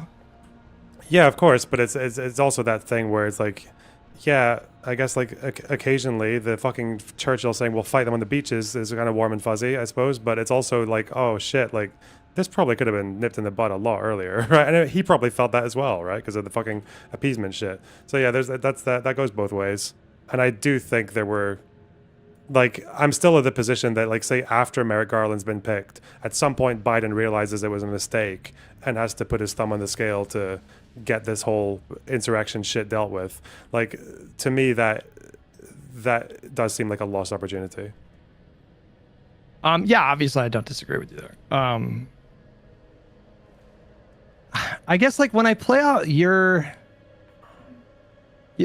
I get this a lot. Like people hit me a lot with like, well, what happens if he cancels the midterms? What happens if he sends ICE to the polling stations? What happens if he, you know, and there's like 50 different things, right? And I fully understand why people feel so vigilant about those things. And I'm not even saying it's a bad thing that people be really vigilant, even to the point of being unreasonable or paranoid. It's probably it would probably advantage us for people to be over vigilant than under vigilant. But when I play out your logic of like, yeah, we could try these reforms, but I just don't think it'll be enough. Are you not, in saying that, are you not just making the case to just fucking kick things off in Minecraft? Like, why wait? Let's just fucking kick things off in Minecraft. If we're really like headed to a situation of civil Minecraft, why don't we launch the first salvo in Minecraft? You know, why wait? Let's just start Minecrafting things, right? No, because you have to say that you probably still have to say that you tried. Oh, that seems like a formality, the way you put it, right? If it's really a formality. Well, because it's like I'm not, because again, like I don't, like, in the way that you're saying that this defile of the Supreme Court is basically like almost a foregone conclusion to Civil War territory. I can't really predict the future with that level of certainty. So I can say I think it's unlikely that just reform will meet the volume of the problem, but I'm not like so confident in that I would fucking tell people in another country to pick up arms and expect like or to actually make these groundbreaking decisions first. Yeah, I'm not like, I'm just saying it's more likely than not that it won't work, that it won't be enough. But that's not a reason to go against the thing. Also, this fucking this is probably for another time, but apparently the FCC did actually have opportunities to do things about Murdoch and Fox News, specifically to do with broadcast licenses, because he basically revealed himself to be of poor character for saying that he could have stopped them from lying about Dominion, but didn't. Yeah, if you have a article on, I'm not familiar with this any is an of article that, I haven't like, fully read, okay, but apparently it's just something about, like, I'm just glancing at it right now, and it's saying stuff about how the FCC used to have more teeth than or that they could have, yeah, but also just like limits based on whether or not it's cable TV versus like Fox News, which I think is a bit different, but yeah. I'll have to look into it though. Yeah. Well, then I guess. But I guess if to you, to you, it just sounds like you are more open to these like these norm busting maneuvers if you can find a specific example that's more convincing to you. So maybe that's just going to be like my little project for the next week or two, is to find one and then come back to you with it.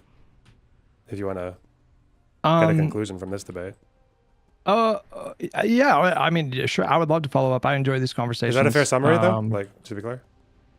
Yeah, it seems like we don't disagree too much in the present, that we should endeavor to try to fix things through reforms for the time being. It seems like the big source of disagreement is, at what point do you kick off the party in Minecraft and Minecraft a Walmart, like a Walmart, you know? It seems like my threshold, like my perspective is that you should, at every step of the way, evaluate the risk of what you're doing, and then ask yourself, like, does this dramatically swing the pendulum towards like a civil war? Or like civil war, it's like whatever, call it whatever you want, like mass violence, mass political and social upheaval that would probably devastate the economy, and it would probably significantly diminish America's role on the world stage, which in turn would embolden the worst authoritarian governments. And so there's like massive chain reaction. So like, I'm thinking about like that kind of catastrophe, which I don't know why people would just dismiss the possibility of this. I think people should take that like really seriously. I'm not saying that you're not, but I'm just saying, like, a lot of people in my chat, for example, they just don't really seem to think that this is like worth making not insane, but like significant efforts to avoid. That's my whole thing, is like, that outcome is so nightmarish to me and so dystopian that I do want to, at every step of the way, make sure that I'm able to say, or hope that the Democrats are able to say, that they did everything in their power to avoid that outcome before it happened. But at the same time, if that moment becomes necessary, then of course I'm completely with you and all the other Minecraft people. It's like, either we Minecraft ourselves, or Minecraft just kind of do shit like that, go like kick things off.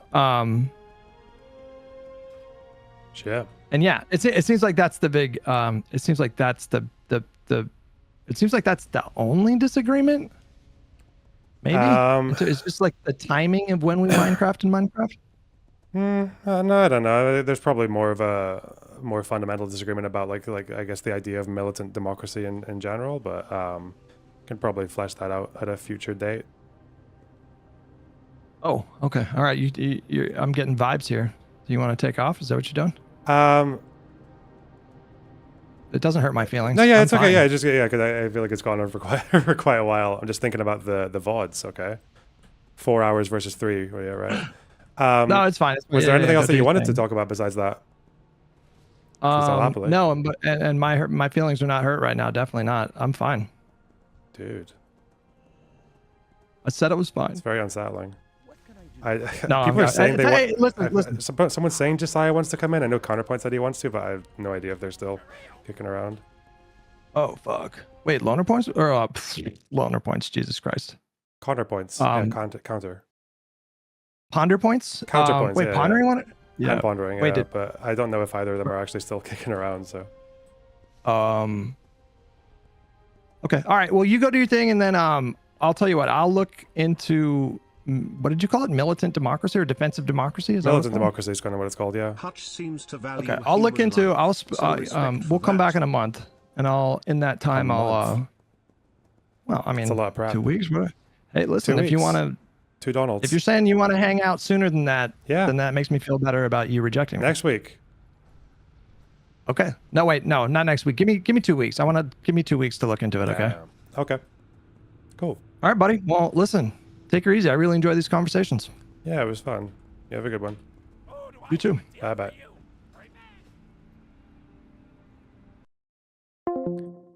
Are you going to cover the incest porn ban? It's very important. Okay. I'll bet it is. I'll bet it's very important to you specifically. Fucking freak. Absolute lunatic.